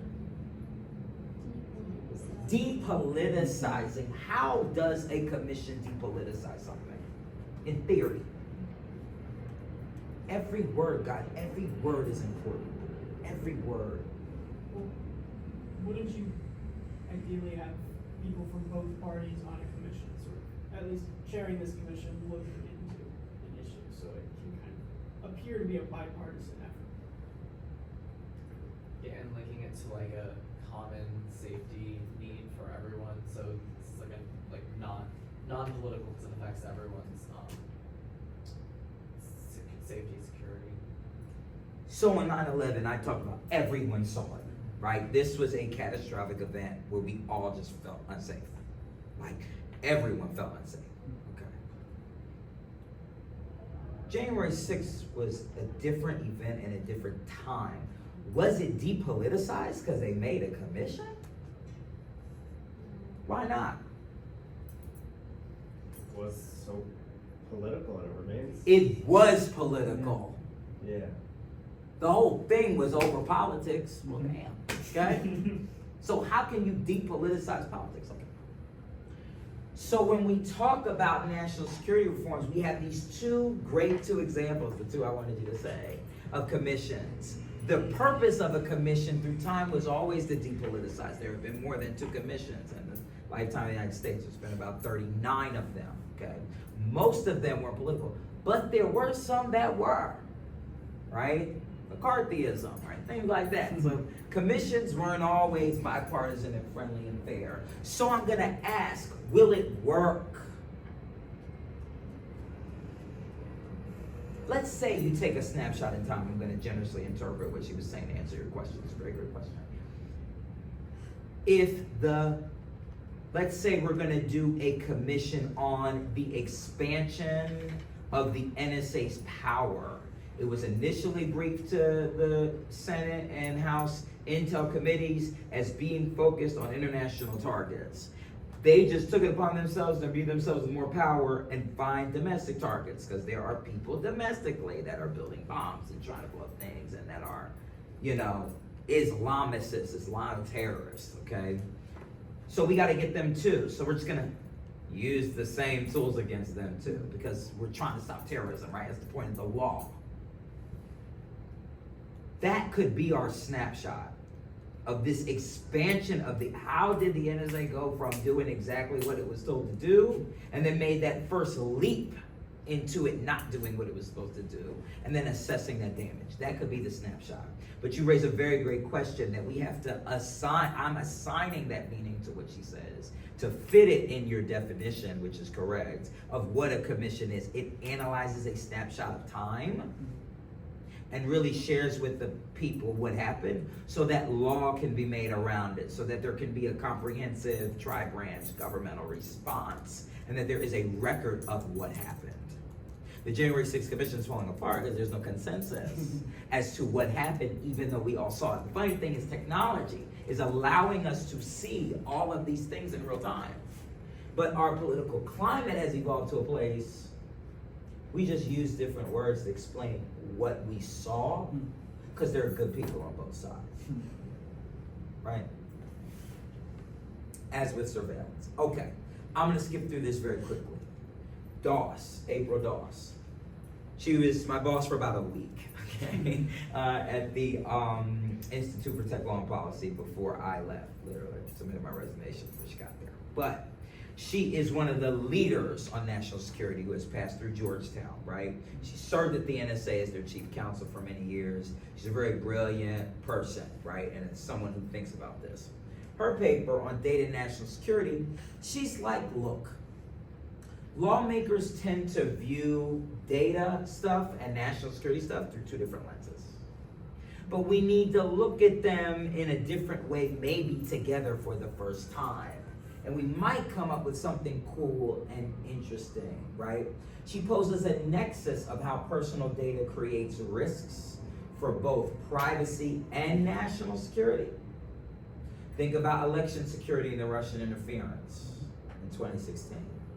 How might that talk to me about what happened in 2016 with Russian interference and why it was a nexus between privacy and national security? Somebody talk to me about that. What happened? What did Russia do in 2016? I was in the Senate when the commission was creating this report. I know they had Facebook bots that were spreading misinformation. Okay, what else? Yeah, I'll give you more details because I read the report. There were these polls. How many people were on Facebook in 2016? Oh my God, how old were y'all in 2016? I don't want to ask. Okay, what was happening is there were these polls. What do you think about Hillary Clinton? What do you think about Donald Trump? People just filling out the polls. I think she looks like this. I think he looks like this. I think they, right? Just filling out these things. What color do you think they wear, right? Red or black or brown or red or blue? Why? Okay, these random polls. They were Russian bots that were just sensing people's public opinions. And then they were really using that to fuel an entire influence campaign and making the viewing public who's seeing the same two candidates say the same things, but imbue it with such a visceral reaction to where we can agree on what was said, even though we heard the words that were said, right? It was really the beginning of the modern breakdown of the politicization we have now. That has never gone away. It is very important. But it was done by a foreign adversary exploiting personal data. So Doss is saying, it's just the first example on the slide, I won't go through them all, that lawmakers have been looking at this wrong. You think national security stuff is about the big bad NSA and that's it. And then you think, oh, California's consumer privacy law about health data or mental data, right? It's like, oh, that's a separate thing. She's saying they're not separate things. And if we treat them as separate things, we're gonna get separate laws that work against each other and they don't fit. But if we think about them together, they might, okay? On down to cybersecurity threats, right? Foreign counterintelligence, Russia and China stealing personal data, right? From government entities and major corporations, as well as domestic terrorism groups like January 6th she mentioned. Okay, on and on, right? Her recommendations. What are some of the recommendations? Just read them for us so we have them on our mind for the next question.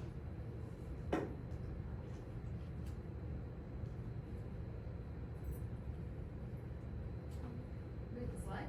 Yeah. Okay. Just read some of them, summarize them quickly Okay, for me. acknowledge technical convergence, legal frameworks must adapt to the evolving technologies like social media and cybersecurity, using cross-disciplinary approaches for comprehensive solutions. Yeah, and then we've got, what's the second bullet? Don't read it all, just read the first one before the colon.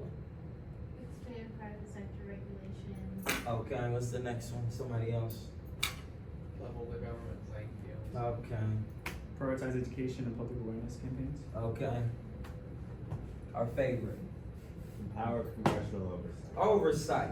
And what's the last one? Assess independent oversight needs. Which of the four lenses?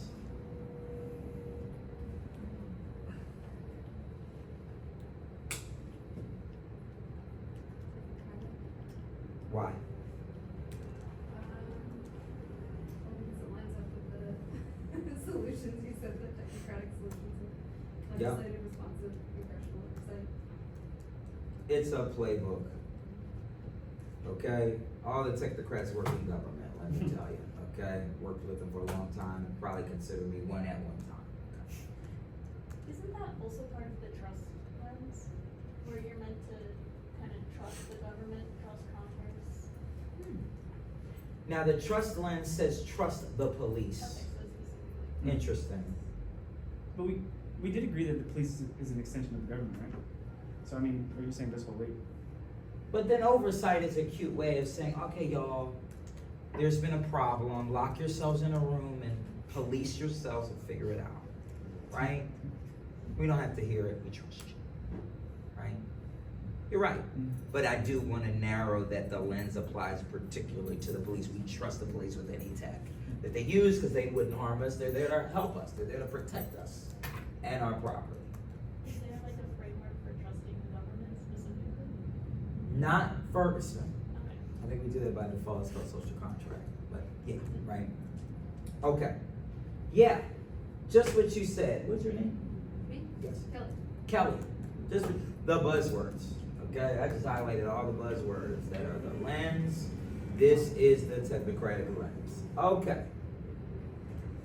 Would Ferguson agree with Dawson's analysis? Why or why not? Let's get the text in conversation with each other.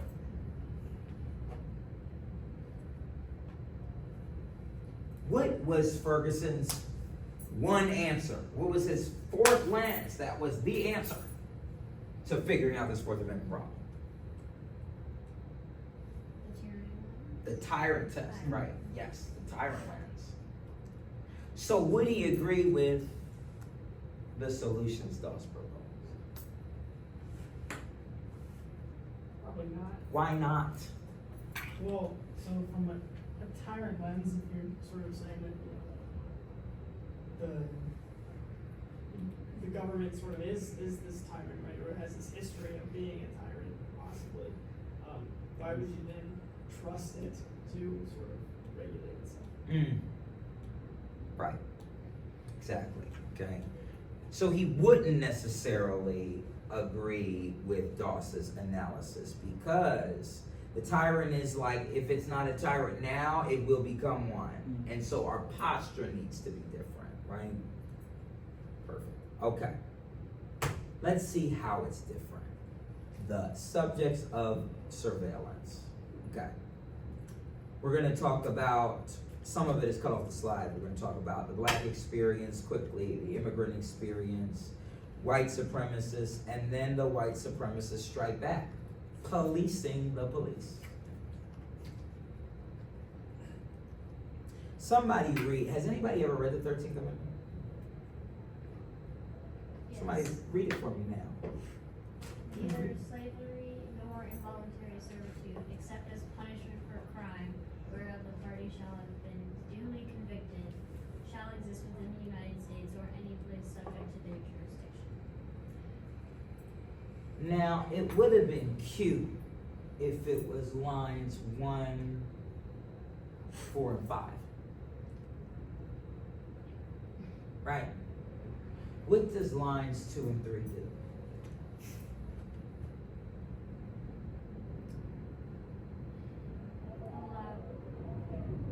It allows about slavery, but like in the sense of like prisons. So there's like still slavery. Yeah. Like, And there literally is, yeah.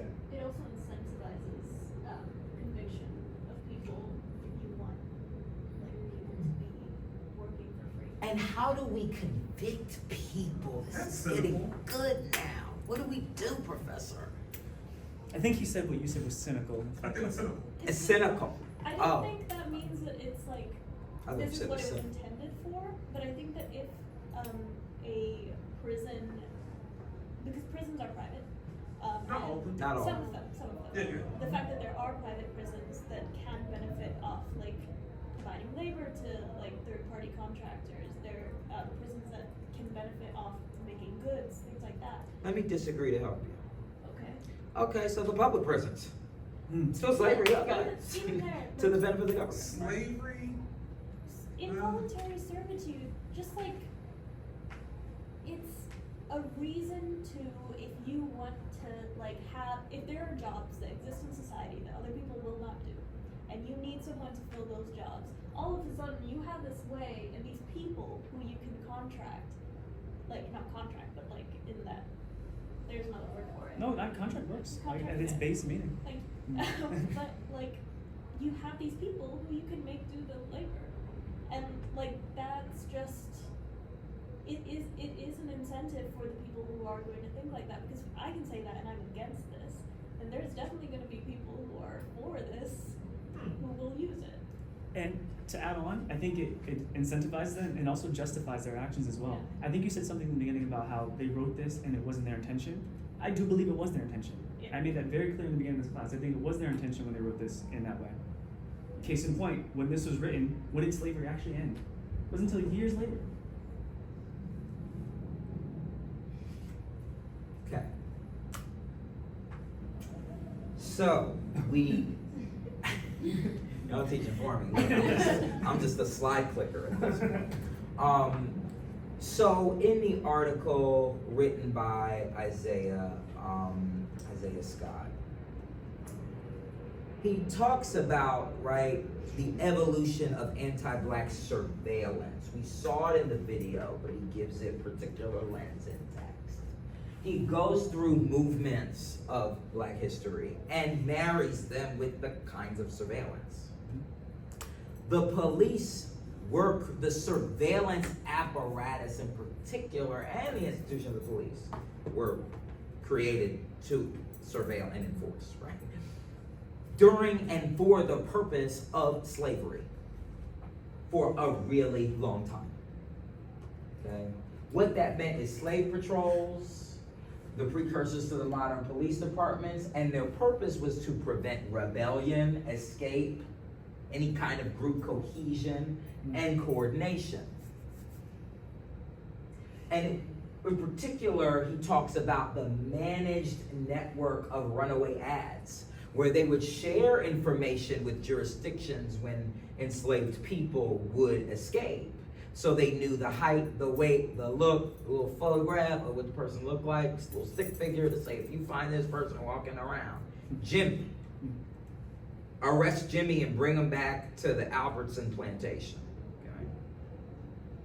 That is the role of the police surveilling at that time. They were not deputized, they were just doing it. Enforcing private money making that the government was taxing, but they weren't necessarily governmental entities. Okay.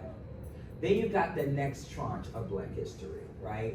The 1865 to 1880, post-slavery and the black codes. This is when we see a humongous proliferation. As much law as there was created to keep slavery in existence on the federal and state level, asking me because I'm doing a question about it now, I hope to teach a course about it very soon.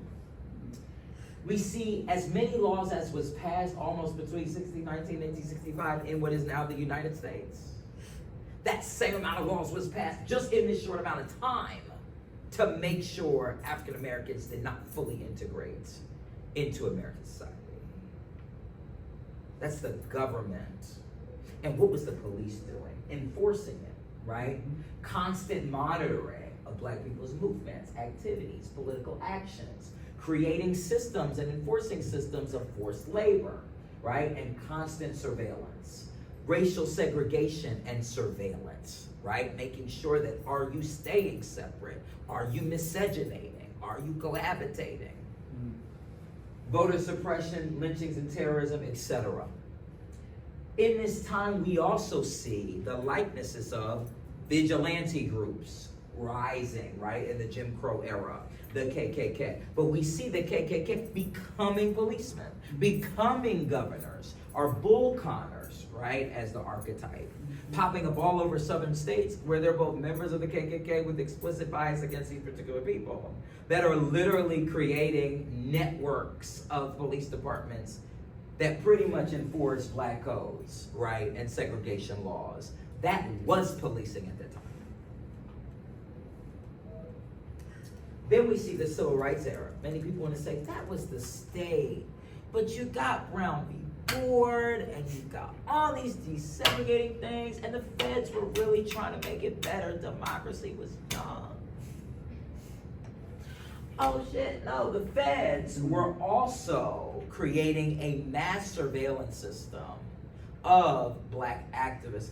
Every African American movie star, political activist, Martin Luther King, the Black Panther movement, Aretha Franklin, Joe Frazier, everybody you can imagine. No, I'm serious. We're all under surveillance. Why? Why? By the FBI. Why? It's a hint on the slide, but think about it practically. Why? Why does the government care what a singer thinks? To stifle political activism. Yeah, political activism. Why? Because nothing is apolitical. But why else? That's a very simple left-leaning, right? Amen corner answer. Why? Look at the history. Why? To prevent disruption to the pre-established status quo. To stay in power. Fear of change. Also fear. Yeah, also fear of them. And property. Why would I say property?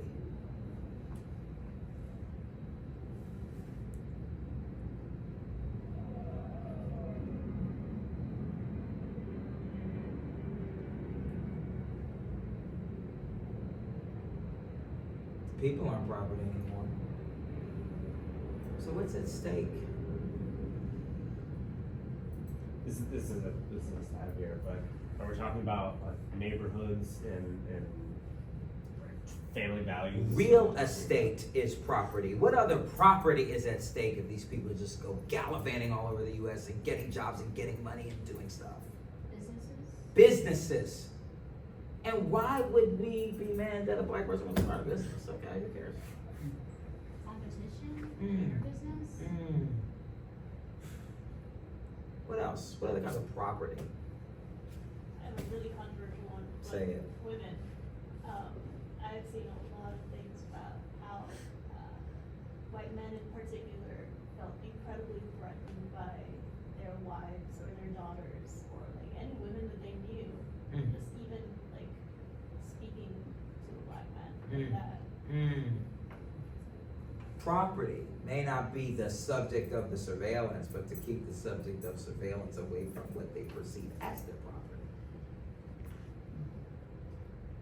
Then you have another era, right? The drug wars and gang databases, he mentions, okay? Where there now is this collection. So see, I mean, the years line up, okay? Where now there's this mass collection. But what was the loophole of the 13th Amendment? Unless you've been convicted, Convicted of a crime. Okay, so then we started making drugs, crimes. Got it. Tracking, okay. And then we have social media surveillance. How does social media surveillance and the war on drugs and gang databases wrap into each other? He gives two examples, actually three, but I mentioned two on the slide.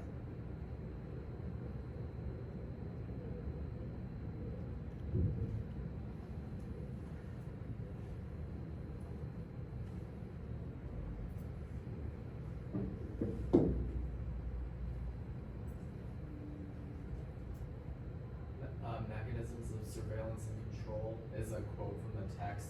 So social media allows an unprecedented level without necessarily in these cases like having to screen for accuracy, but just a way to control, and a way to sort of, in the same way that gang database is almost just like an updated sort of like 20th century. So essentially, we now can like improve our gang database we've been building for decades with social media. And if you're friended or befriended to a couple of drug dealers, you're guilty by association, right? And we can investigate you. Got it. When did the war on drugs end? It didn't? Well, you mean like who won? When did it end?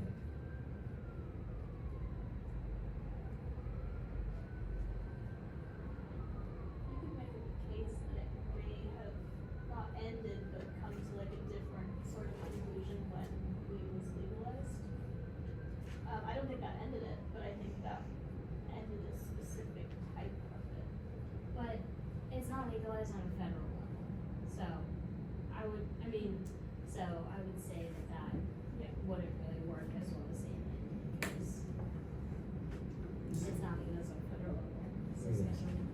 Yeah, I feel like it didn't end in that the precedent it set for surveillance will roll back. If anything, they kind of like graduated to the next level of pervasiveness and intensity of the scrutiny. So it didn't necessarily end, it just like expanded, so it wasn't just specific to drugs anymore, it was just more generalized with social media. These slides have end dates, right? And these don't, right? So then what? It hasn't. It didn't end. Think about it. If what they're using social media for, gang database, right? And it's all about gangs traffic drugs. Okay, so now we're seeing this proliferation and justification that leans off the 13th Amendment. Essentially, just watch the Netflix documentary 13, okay? Which is gonna make this point, right? That this particular proliferation of criminalization by the police and surveillance by the police, it feeds that loophole, right? And this is a legitimate and quote-unquote acceptable legal constitutional way to still take away people's privacy and to take away people's persons, papers, houses, and effects at scale. Okay, I'm gonna skip through, okay? He talks about his solutions and does strong solutions fall under which of Ferguson's 4 lenses, right? I'll answer the question. It depends the solution, okay? For example, the first one, what's the first word? Okay, so wouldn't that be the trap lens, right? And it gets a little more, right, different from there. For example, what about slide 3? What is 3? Implementing legal safeguards against overreach. What's that? What kind of lens is that? A technocratic lens, correct, okay. So his is a little more bifurcated and different, but to the point, for the most part, I see a lot of technocratic. There's some tyrannical stuff here, right? I would say like reparative justice for armed communities, rethinking political activism suppression, and for that, he recommends, something called injury in fact, okay? We won't cover it now, but that's a legal concept we can talk later, right? About a standing presumption against police surveillance in black cases for hundreds of years of evidence that, right, that kind of unconstitutional surveillance was particularly anti-black. Okay, got it.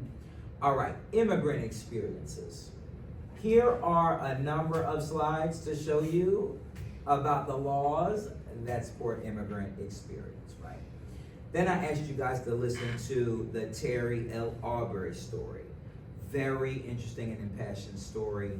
It's a New York Times daily podcast episode. I highly recommend you to listen to it if not.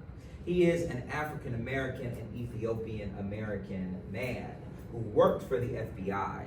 And when he found out that the FBI was essentially doing post 9/11 surveillance of immigrant communities in a way that was totally unconstitutional, he blew the whistle, Okay, he blew the whistle, and he's still in jail. I think he gets out later this year if he's not already out. Okay, but listen to it. It is fascinating. He gives details, all right, about what he was asked to do, how he, as a Muslim American of Black experience, right, was tasked with targeting his own people with illegal surveillance.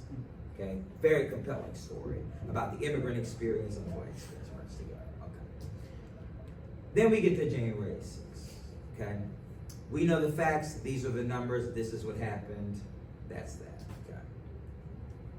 And we see, right, these letters from Center for Democracy and Technology. Interesting, that are urging lawmakers not to use this moment of advocacy and of prosecuting white supremacists for January 6th to expand laws even further against domestic terrorists. There are some issues with that, though. What are some of the issues quickly?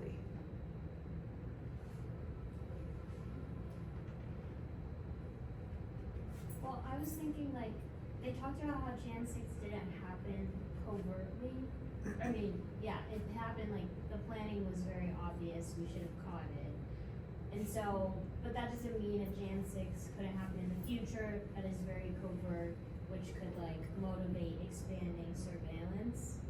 And you would wanna prevent that. So they're saying this was an investigatory catastrophe failure. The police already have the powers to do what they're supposed to do, right? And like they just didn't use them. So don't give them more powers to like do what they should have did to prevent. Okay. Yeah, and it also goes back to the issue of consensus that we talked about, with the difference between 9/11 and January 6th, where sort of on 9/11 when it was Muslim immigrants, it was everyone agreed. And then on January 6th, it was white supremacists. And then I was reading these and it was all like, well, let's not be too hasty and you know, coming for that. They got Fourth Amendment rights. Wait a minute, right? In this particular case, with this gentleman right here, he was accused of doing what they did, right? Going in the Capitol illegally and trying to prevent, right, the certification of the election. Okay. He did something interesting in his case, though. He questioned on Fourth Amendment grounds, the surveillance mechanisms of this protest. Where else have we heard tonight about the government surveilling protests? Civil rights. COINTELPRO. I'm taking the playbook. We were just protesting. So now you're going to use the law against people who protest? Well, check out Intel Pro. It's happening for like 30 years straight. Okay, I'm just saying. Okay. So, what would Isaiah think about the Fourth Amendment protections of the January 6th attackers? And if y'all don't mind giving me just 5 more minutes to wrap up. Is that okay? What would Strong think about the Fourth Amendment protections for the January 6th attackers? Not subjectively, thinking about his objective proposals. He says something about how people can use movements that have been created based on like protecting the rights of the white majority or like just in general the white populations, and then use them to protect the minorities who were already affected by that but hadn't been in the spotlight already. So what is Ferguson saying about the tyrants? Well, if we give them that power, they're just gonna use it. Or use it towards marginalized communities anyways. Or he's making the theoretical point to which Isaiah is making the actual point, right? Is that previous movements, right, that were meant for bad things but were protected. We can use the rationales for those protected to protect the movements we're trying to make for social justice and access and inclusion. And then you have the wraparound too, okay, in the very beginning, when you pit Ferguson against right, the right-leaning and the left-leaning perspectives. One is saying, oh, you just need the text. The text does the work. We gotta explain what those words mean, right? And so the left is saying, let's add more words to make sure that the original words get interpreted properly, right? Okay, this is very interesting. We did that. I'm gonna give you my final thoughts, okay? I've been pushing y'all with an agenda. Gigs up, now you know my agenda, okay?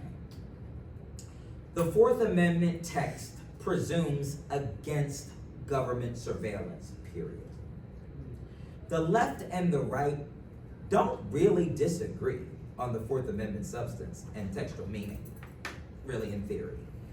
Just its application. Laws are meant to be applied. So legal study is not just about the words, but about the enforcement of the words. How do the words apply? And Ferguson's tyrant test is a great analytical tool, but legal schools disagree on who the tyrant is in any given case. Case law has carved over 40 loopholes into the Fourth Amendment, which is really why textualism doesn't count, but it's why the right, Cato, is making this textualist argument. These are the 40 limitations that I could find, and states have even more. All these ways of trying to chip at the warrant requirement, trying to chip at the oath and affirmation requirement, trying to chip at what's a search and what's a unreasonable and not unreasonable and unreasonable and unreasonable in retrospect, okay. So do we even have a Fourth Amendment anymore is a really good question. Law enforcement and their government surveillance apparatuses do originate in slavery and have operated for the exclusive purpose of enforcing slavery for over 200 years before we've merged them into what we say and professionalized them into what we see today. And the 13th Amendment loophole does in fact sustain slavery and slave era surveillance against Black Americans in particular, not exclusively, but in particular.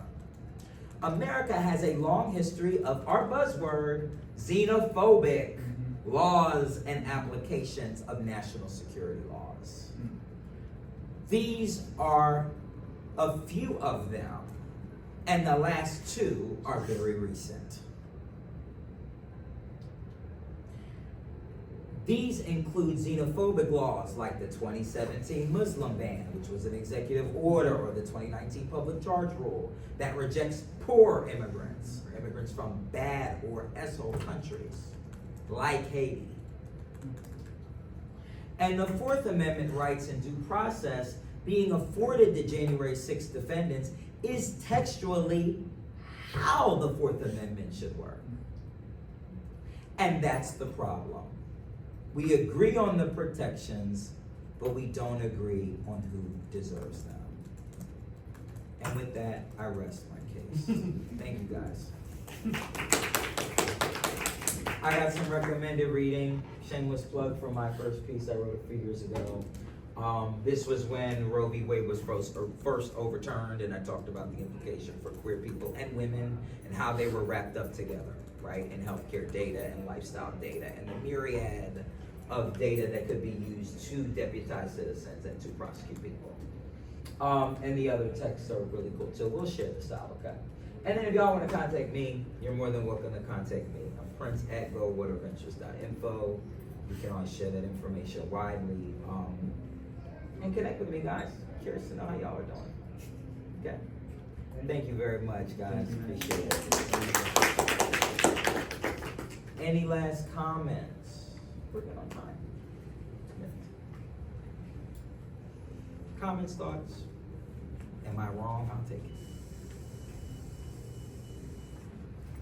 All right, guys, thank you. No, we got a comment. Oh, Yeah, I'm sorry, I did not It's see you, that. comment. Oh, jeez. I was just on a more personal level, like what you in the space and roles that you inhabit, like how do you see yourself, right? You have a stance that it seems like you feel strongly about, and it's a very important thing. Like what, for you, what does that look like to your life? I know that's a more personal question. Yeah. This is a very interesting question. I'm gonna give you the professional answer, and then I'll give you the personal answer, and then I'll give you the personal answer. Do you want this on tape? Do you want this recorded? Yeah, I don't mind. Okay. Yeah, thank you for that. No problem. The personal answer is, I remember one day, and I think this is really true. Everyone we read is a technocrat, and that's the problem. Okay? Only technocrats are writing about it. And I wanted to really spend a lot of time on that technocratic slide because I want you to be more leery about technocrats. You're perfecting the apparatus of surveillance. You're not critiquing its origins and its purpose and how it's being executed. And you can use words like fugitive and slave in 1619 and 1823 and 1862, right? But then that word becomes immigrant in 2001, or terrorist, or right, like young black teenager that's bothering the neighborhood in 1971, a drug dealer, right, in 1971, right? And so you're right, the eye of the surveillance changes, but it's oppressive use against people wholesale. It's not, right? And I remember being in a meeting with a bunch of technocrats where we were trying to figure out, okay, how are we gonna change this law and da-da-da-da. And I stood up and I said, at the time I lived in Southeast DC. When I first moved here, I lived in Arlington. As a vet, first of all, they lied to me and told me the apartment was in DC. No, it was near the DC Metro. Okay, you lied. False advertising, okay? Should have sued. Anyway, so I moved, I signed the papers. I was on a ship in Japan, so I couldn't verify it, right? So I just signed the papers so I'd have somewhere to move when I got my leaving orders, right? Go to law school. Okay. So I moved to DC, living in Virginia. I was stopped probably 4 or 5 times for no reason. No ticket, no nothing, just surveilling me. And I said, you know what, I don't feel safe here.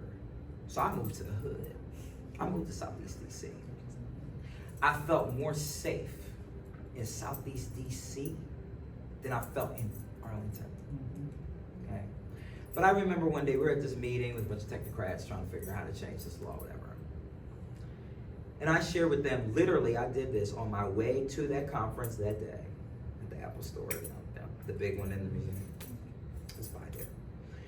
I said, on my way here, I walked from my house to the train station, a total of 13 blocks. I counted 13 police cameras, one on every block. I feel safe here. Now the world says it isn't safe, right? DC, violence. There's a narrative reason why for that, right? DC's so unsafe in these areas, right? But I shared that and people were shocked, and it's like, well, you guys are always looking at the data, the objective, the aggregate, but never honing down to the individual experience. And I'm telling you my experience as a fellow technocrat, right? And I just realized that in these echo chambers of technocratic techno-speak, that's not where the change is going to come, right? The change is really going to come with the people most affected, right? That are the people that I come from. So I can still bring technocratic knowledge and know-how, right? And really empower people with like more activist knowledge and ways of really answering technocratic inquiries, right? With technocratic answers that are based, as you were suggesting, right, altruistically, in real world experience, right? Non-technocratic speak experience. So that's my personal experience as a queer person, as a Black and Latinx person, as in some sense a religious minority, right? I deeply understand surveillance intuitively, which is why I lean the way I do in this text. Because, yeah, it's been a part of my experience, it's been a part of my life and the lives of the people closest to me, right? Professionally, there's a really cool project that I'm doing. So my firm, Cultural Sustainability Firm, we really focus on cultural programming, right? But it's not just to like throw a cultural party. It is typically African descendant, Latinx, immigrant communities and indigenous communities, excuse me. Have the particular life ways, the ways that they cook, the ways that they dance, the ways that they have traditional knowledge of living. And so much of US law, Black codes, anti-indigenous laws, right, were passed to strip people's life rights away from them, people's life ways away, right? A very poignant example would be literally the Black Codes and segregation, right?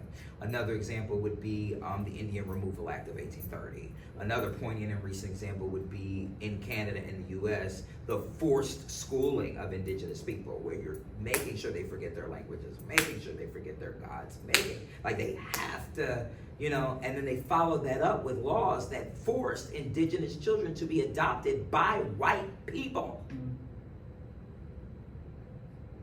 And that's a 1956 law, okay? This is not new. So I am currently on a research journey inviting, students of various backgrounds, but particularly focusing on law students at this time, to help me essentially catalog all of the laws, right, that have suppressed cultural lifeways of these people. But how, okay, you strip the lifeways, but they have an economic purpose, right, usually for subjugation and enslavement and utility. For another class of people, right, an exploitative relationship. And so what was taken from our people, how do we get that back? And it's not, the reparation starts with the spirit. It starts with, how can I relearn the languages that I was forced to forget? How do I relearn the ways that I grew vegetables before my land was taken from me? How do I, pray and do all these things before those things were stripped from me? So, and how those laws were put into effect and executed so flawlessly was through surveillance. So, though not explicitly police surveillance, there are other means of surveillance, right, that you're gonna hear about. My work is really anti-surveillance. I think I have personally moved from the technocrat to, okay, that's a tool set and a toolbox I can pick up and take in any room. Okay, I don't just have to use it in this room. Which is why I kind of moved around the country and spread out of DC. But I always find my way back because I love Georgetown and y'all are really smart and great. Anybody else got any questions? And I don't want to hold anybody if you have to leave. You're